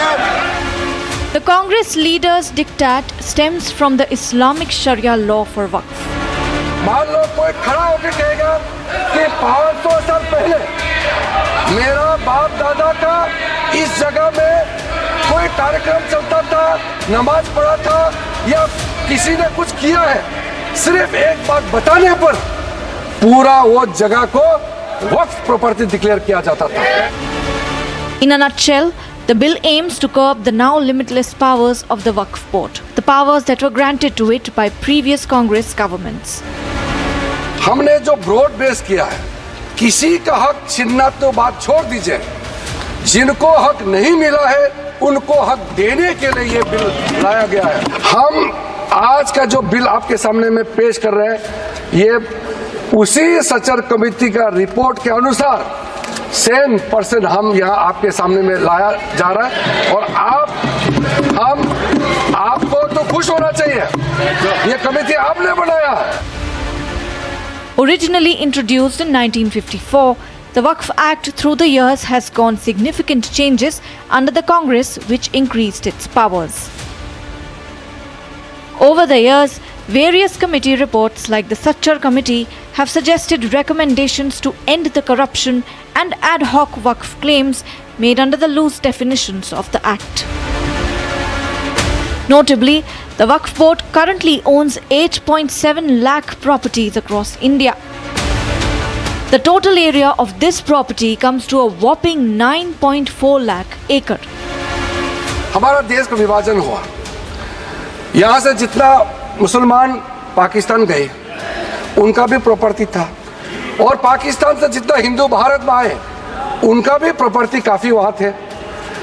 पाकिस्तान में जितना भी हिंदुओं का प्रॉपर्टी है वो तो सरकार ने ले लिया और बाकी जो भी करना था कर लिया. यहाँ से जो मुसलमान गए उसमें ज्यादातर लोगों ने अपना प्रॉपर्टी को वक्फ के तहत डिक्लेयर करके गए. The amendments aim to tighten definition of Waqf to include people practicing Islam for at least 5 years. The amendments also come in the backdrop of cases of land grabbing in states like Tamil Nadu, Uttar Pradesh, Haryana, and others. But the opposition is scared of losing its vote bank. जो बयानबाजी केंद्र सरकार की तरफ से आया है उससे साफ साफ स्पष्ट है कि हरियाणा और महाराष्ट्र के चुनाव को मद्देनजर रखते हुए डूबती हुई सरकार को बचाने के लिए एक बिल लाया गया है. अध्यक्ष महोदय, सच्चाई ये है कि भाजपा अपने हताश, निराश, आप तो उस कानून चंद कट्टर समर्थकों के तुष्टीकरण के लिए ये बिल लाने का काम कर रही है.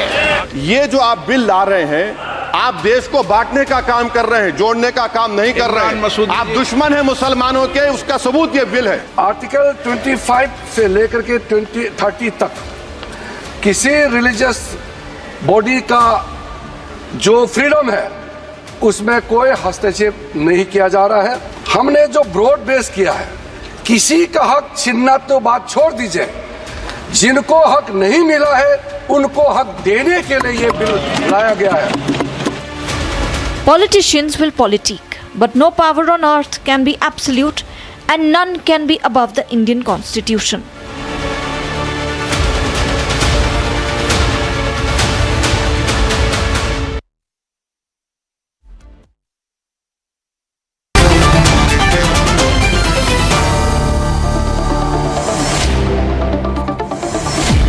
Smriti Irani is with us tonight, and she's, of course, a former Union Minister, top BJP leader.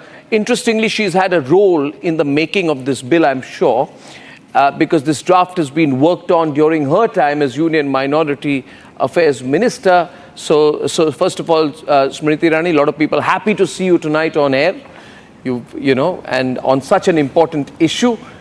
Now, tell me, broadly, what is this about? Can we make it a little less complicated? What is the intent behind this? And who is it aimed to hurt?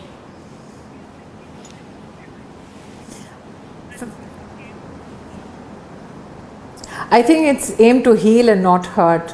Firstly, I'm grateful to be back on your platform in a conversation with you, and grateful that your viewers have tuned in for the same. One needs to, let's say, address the charge of the opposition. Now, let me look at the charge of the opposition in reverse. Firstly, the opposition says that this is an attack on Article 30 with regards to establishment of educational institutions by minorities.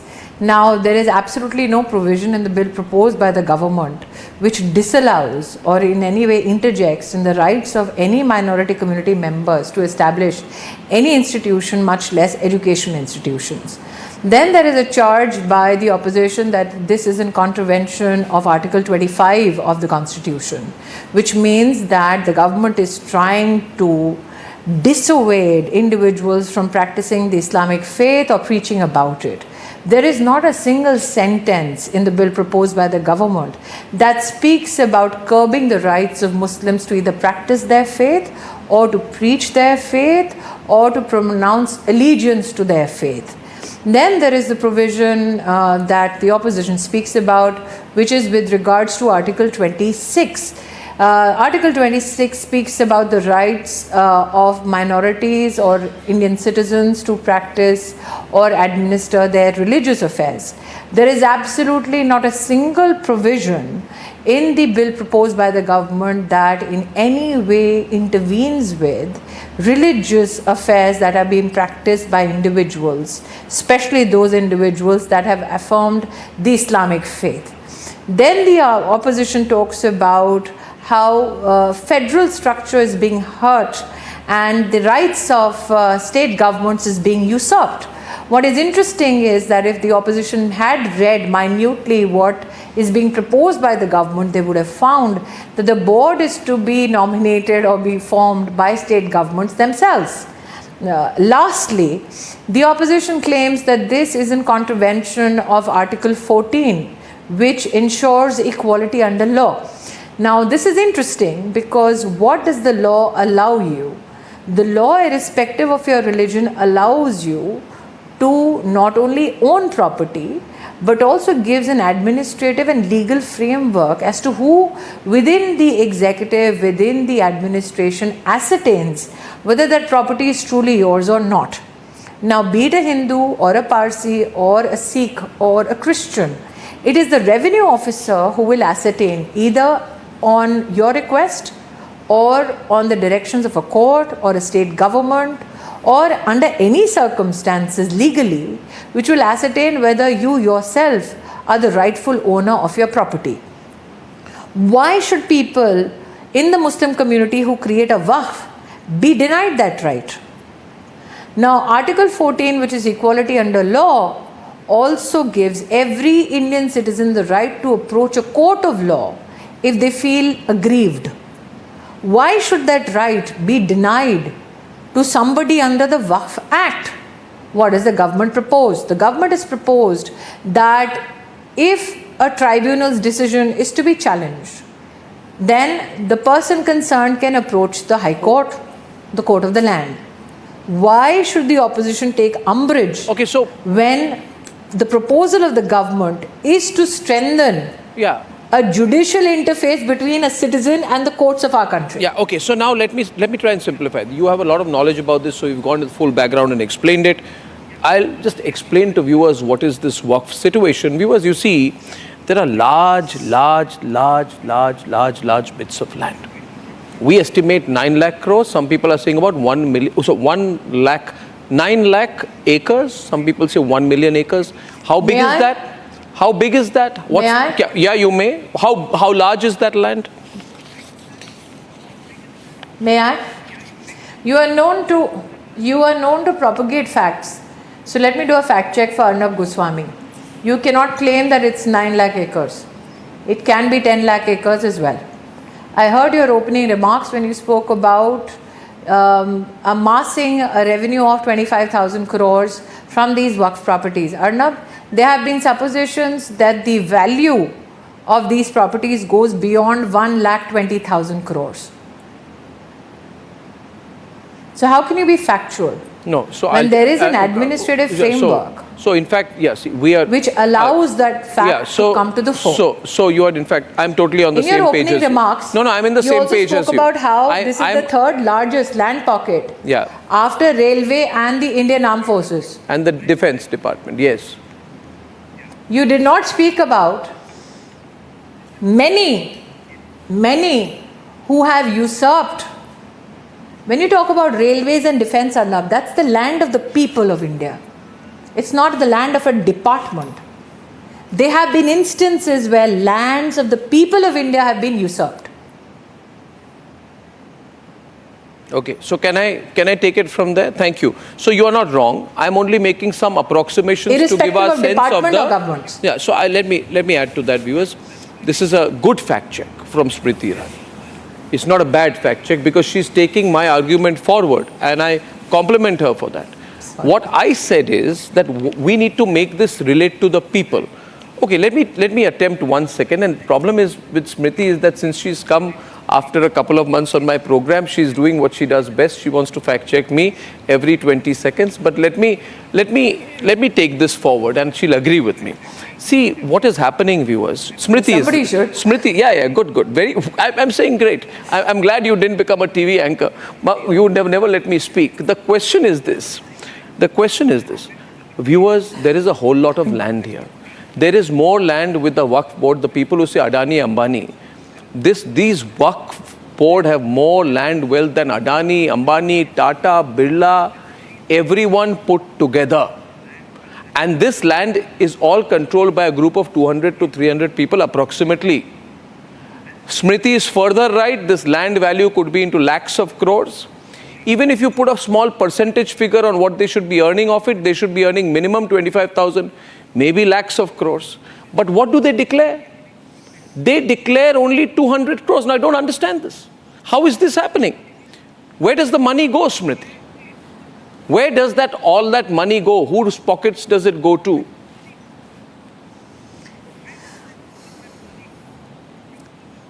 Firstly, it is not only about property.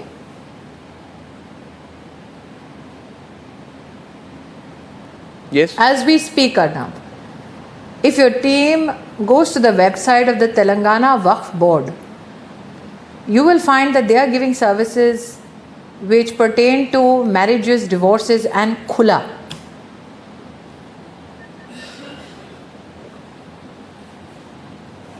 Now, there have been complaints by women in the state that after the government has banned triple talaq, men have gone to the board, the Waqf board, and said, annul the marriage because my wife will not give me a divorce through the normal legal process.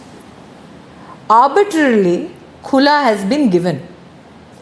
And these women now, whose marriages have been, for the lack of a better legal word, annulled, now are running from pillar to post trying to find justice.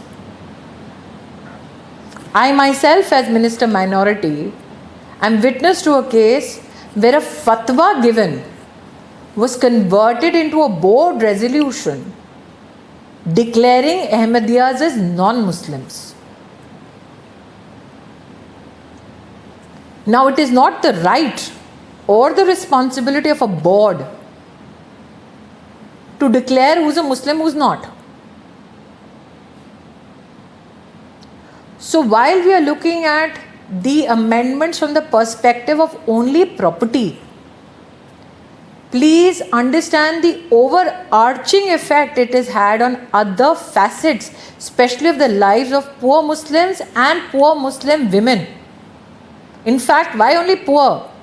Even a lady from a well-to-do family in Lucknow had approached the government to say that she feels her inheritance rights will be taken away by the Mutawali, which we can loosely call as manager of the Waqf that has been created in her family.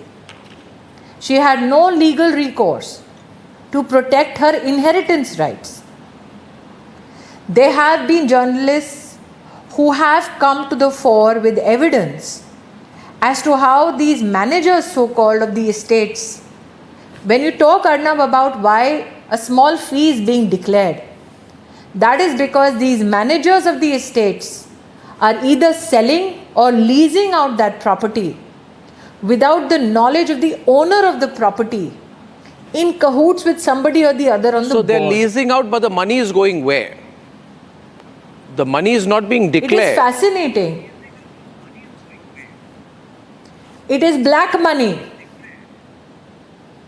There have been enough investigations that have found that the managers themselves are telling reporters कि आप हमें cash दे दो, हम आधा board के member को दे देंगे, आपको सर्टिफिकेट दे देंगे और किसी को पता नहीं चलेगा. These people who are the real owners of the property, now under the law which was proposed by the UPA government, yes, would run to that very board where one member has helped usurp the property. And that is why the declaration of the amount is so less. So Smriti Irani ji, then the person would run from the board to the tribunal. Yeah, what is therefore coming and across? Whatever the tribunal or the board said would have been final, and the person had no legal recourse in court. Correct. So what is coming across here, viewers, is this. So this is a vicious circle of a few people. Yeah. They are using... looting. They are using... Yeah. Okay, please complete. They are using the religion as a fig leaf to loot. I will give you one more example, viewers. You see, how does the Congress party get the Muslim vote? Or Samajwadi party or others? All you have to do is keep the rich Muslims happy and use them as influencers. And so there are some very, very, very, very, very rich Muslims.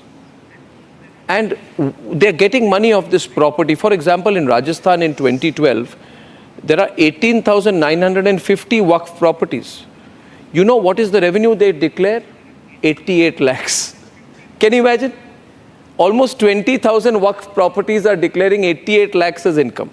Where is the money going? Smriti Irani says going into black money into the pockets of these people who control the Waqf. This is nothing but economic tyranny of the Muslim community. And what is Modi government saying? Modi government is saying all the money which is got first must be accounted. Then this money should go to the welfare of widows, divorcees and orphans. What is OIC saying? What is Rahul Gandhi saying? Let the people, the rich Muslims who are making the money, make the money. That's as clear as it is. One question to Smriti before I let her go. Smriti Irani ji, you know, these people are now saying, who are you to interfere? This is about my religion. Once a Waqf, always a Waqf. Once a Waqf, always the Waqf. If you have a problem that there are rich Muslims making money, it's your problem. But you are nobody to change it. That's their point. Once a Waqf, always a Waqf. Your counter to that.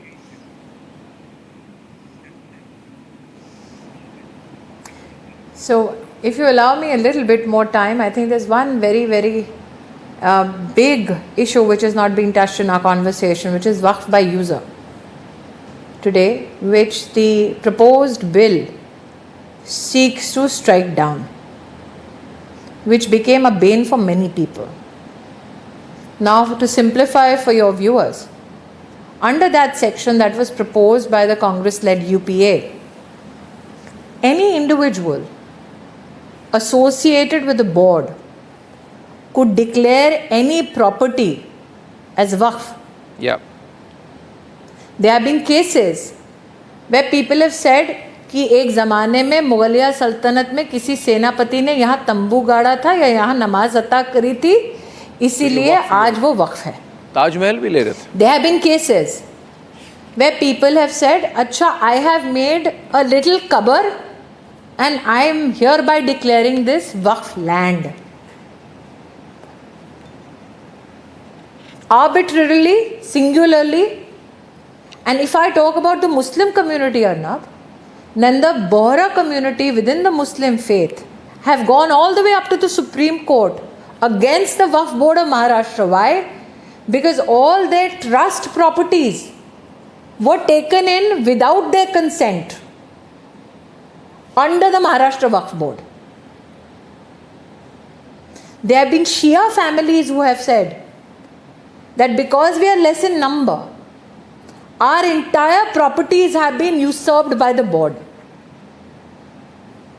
Now, that being said, not a single opposition member today has expressed one question. Why is it that non-Muslims were allowed to create waqf? Anybody who has an understanding of the waqf knows it's a part of the Islamic faith and its practice. Why did the Congress-led UPA allow non-Muslims, those who do not believe in Islam, those who do not practice Islam, to create waqf? Another question, Arnab, is that everybody today from the opposition spoke about non-Muslims. But is it that everyone who spoke from opposition was Muslim? I have presided over the Central Waqf Council for 1.5 to 2 years as chairperson.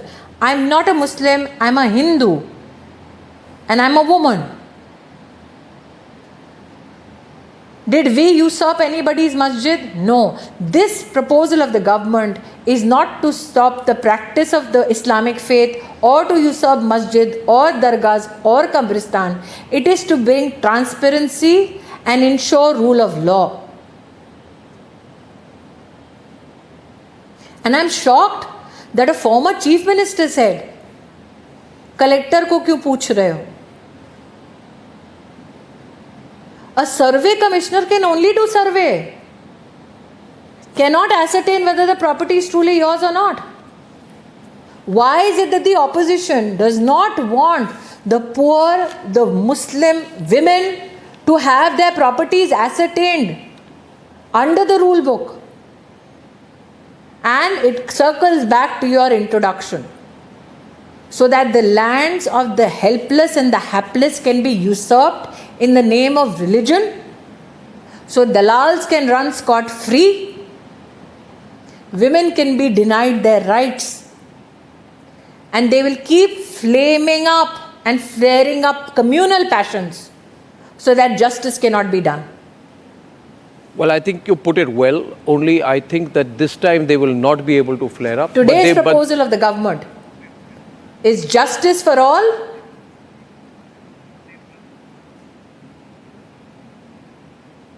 without appeasing anyone. And I would like to compliment the Prime Minister. Every question of the opposition was answered elaborately. Yet, with the spirit of collaboration and cooperation, it is the government that proposed the JPC. Yeah, I hope that is a quick process because it's a big change. You explained it extremely well. And this sets up... What stops the opposition? What stops the opposition from cooperating to protect the rights of poor Muslims and women from dalals? That is the question. Let's hope this JPC doesn't take too much time. Smriti Irani, I thank you so much for that. You've explained it well and really set it up well for the debate tonight. Thank you so much. So now I'm joined by Tala Amir Rashidi. I'll go straight to the debate. Lokesh Jindal, Abbas Haider and Waris Pathan. Waris Pathan, you see, you are a rich Muslim. So are you, by the way, on any Waqf board yourself? Just asking you. Are you associated with any Waqf board? Not a member of any Waqf, but You are not. let me tell you, Arnab, the BJP's hatred toward the Muslim is clearly seen today by the entire country. Today, there is evidence that they hate the Muslims. That is why they introduced the Waqf Amendment Bill. Why was the need, Arnab? We say they hate our food habits, they hatred against our hijab, they don't like our mosque, they hate our food habits, everything they hate. So today by bringing the bill, they just want to usurp up the properties belonging to the Muslims. Their intentions are per se malafide, and Arnab. The bill is totally unconstitutional. It is violation of Article 14, 15, 26 and 30 of the Constitution. No, it's not. How It's can not. it stand when the Waqf Act 1995 is already to existence? Allow me. There was also already an amendment made in the year 2013. Why was the need of getting this? And if there is some dispute, the Waqf board is there, a Waqf tribunal there, you want to give more powers to the collector. Collector will come there, he will say, no, this property does not belong. So what will the Waqf board do? Why you want to take away the properties of the Muslims? So Donated by our ancestors. Are you saying These are properties which are legally registered with the government, registered. But the collector is the representative of the government. Who do you want? Yes. You want The representative of Indian government to come and tell you, or you want representative of Pakistan government to come and tell you? What kind of comment is that? The district collector is the representative of the Indian government. The board are appointed by the state governments. In many of the states, the BJP is into power. Anyway, Arnab, those members who have been appointed in the Waqf board and the Waqf tribunal, most of them are they are appointed by the state government. In most states, the BJP is in power. And what does Modi say? how does Why that do they matter? care so much for the Muslims? This is totally belated lie. Okay. It is rhetoric. If they care so much for the Muslims, why were they silent when the Muslims also bulldozed? Shantanu. If they care so much for the Muslims, Are you doubting the how many 730 Muslim MPs are collectors there in today in the 730 districts of cabinet? India? There is not a single Are you doubting minister the in the integrity BJP of the cabinet today. of these IS They don't officers, give tickets these to bright Muslims. officers, these young bright officers in 730 plus districts of India? This is rhetoric. Right? What do you want to hide? What do you want to hide, Waris Pathan? What do you want to hide there? What do you want to hide there? Every Volume louder, school, Shantanu. every property is open to scrutiny. Louder for Shantanu. Right? Checking if there is any the collector will go and check if there is any irregularity. What's the problem? What's the problem? What do you have to hide? Similarly, whenever there is Arnab, whenever there is a madrasa, whenever there is a whenever there is a madrasa audit or survey in Uttar Pradesh, everybody says, no, madrasa you can't Why you want to do everything? You know, you can't, you should not. One point, please. Waris, I want to tell you something. Waris, listen. Your party's name is All India Majlis-e-Ittihadul Muslimin. Which means you are for only the Muslim community. My advice to you is, this secular country, don't try to compartmentalize Muslims. No, don't lie. Don't spread lies. Don't spread lies. We speak for the benefit of the Dalits, the minorities. Okay, but you are representing only Muslims. Change the name of your party. With the BJP, change the name of party. Remove Muslimin from it. Anyway, now the country in the name of religion. My point is, I want very specific answers to my questions. Mr. Tala Amir Rashidi, would you want to have Muslims, women in the Waqf board? I think it's such a good idea. Amazing idea. The changes in the composition, let me tell you viewers, we have to empower Muslim women. I'm surprised. You tell me one thing. One minute. The changes in the composition of the Waqf board will ensure the inclusion of women in these bodies. Is that good or bad? Tala? Arnab, before I answer that, I just answer that. Why before I answer that? Please answer that. Answer that. No, why before I answer that? That's a way of avoiding my question. Answer that. No.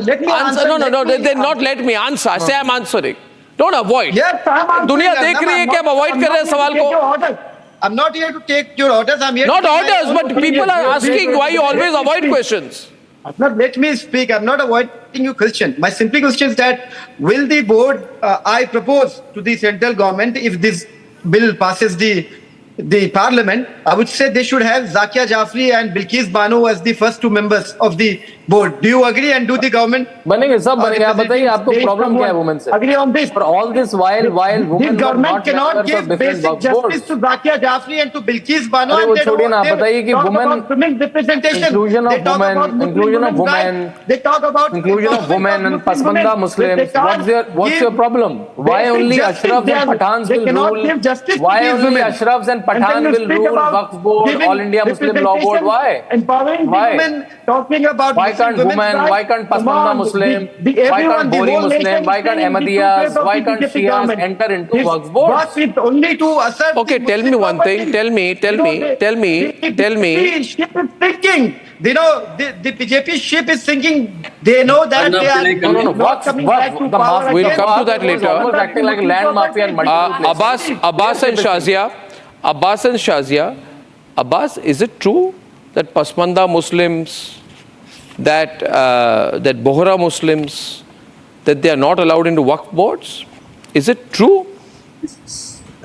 So many misinformation have been spread by Mrs. Smriti Irani, and on your show I have been listening to you. Arnab, first of all, let me tell you, in Uttar Pradesh Sunni Central Waqf Board as well as Uttar Pradesh Shia Central Waqf Board, both the boards have women members as well as the members from the backward Muslim community. So this is a total factual error from the side of the Bharatiya Janata Party. Now I want to get to the bill that has been tabled in the parliament, and I want to question the intent of the government. See, first of all, there is section 3C in this bill which says that No, 1 minute. I want to ask you one. Abbas,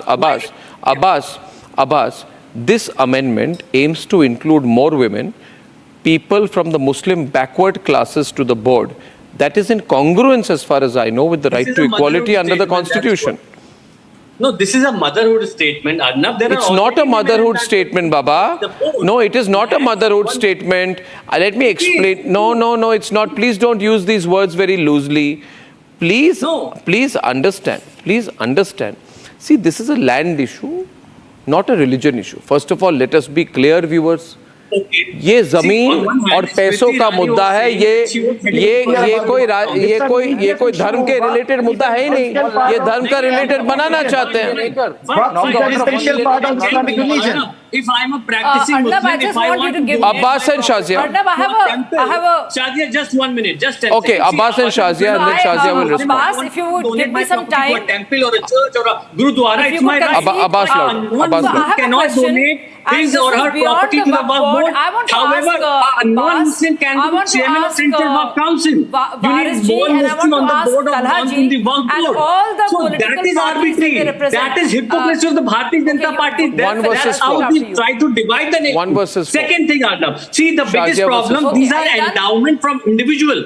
If you talk about 8,70,000 Waqf properties, let me tell you, there are 8,70,000 mutawallis, which are, we can call them in simple language as caretakers. First of all, calm down, yeah, you're getting too worked up. The only power of the Waqf board is to appoint the mutawalli, and the Waqf tribunal has been set up by the state government in the consultation of the Honorable High Court of the concerned state. There is a member, there is a judicial member which is equivalent to the rank of High Judicial Service. There is an administrative member which is equivalent to the rank of Additional District Magistrate, and there is a Calm down, yaar. which needs to be. Abbas, are you on any Waqf board? So where is the question? Are you on any Waqf board, Abbas? Are you on any Waqf board? Are you associated with any Waqf? No, I am not associated with any Waqf or any Waqf board. Okay. And it is not, see, I am saying why this act is for the land No, mafia. see, 1 minute. But the way I only asked you because the way you are reacting is that if you are going to lose some money or powers yourself. So let me explain. Shazia, just coming to you. No, I want to decode how this is going to help the land mafia. If you allow me. Baba, listen to me. You are. I know that you are an entrepreneur. You run institutions, colleges, educational institutions. So you will understand what I am saying. Shazia, just coming to you. If somebody is owning 9 lakh acres of land and saying हमें पैसा ही नहीं मिलता इनसे, नहीं, एक minute, आप disturb मत, वो कहते हैं हमें पैसा ही नहीं मिलता. You are supposed to earn about 50,000 crores, वो कह रहे हैं सिर्फ 200 करोड़ मिलते हैं. तो मैं तो सवाल करूंगा नहीं, पैसे कहाँ गए, पैसे किसके पॉकेट में गए? Who is taking the money? Who is making the money? You are no one. Arnab, can I come in now, please? You can't say you are nobody to ask. You have no right to question that, because it's not your property. It's Waqf property, and Waqf is a religious practice of the Muslims. You have no right to ask that question. Present his or her. Acha, I have no right to ask the question. It does not stay as a Waqf property. Why? Now, if a land mafia is It's not a public property because it's not a public property. It's a Waqf. Abhi ho gaya na public property. For religious and charitable cause of the Muslims. That property will not be a Waqf. No. Okay. Now, viewers, I'll hand over to Shazia. I'll hand over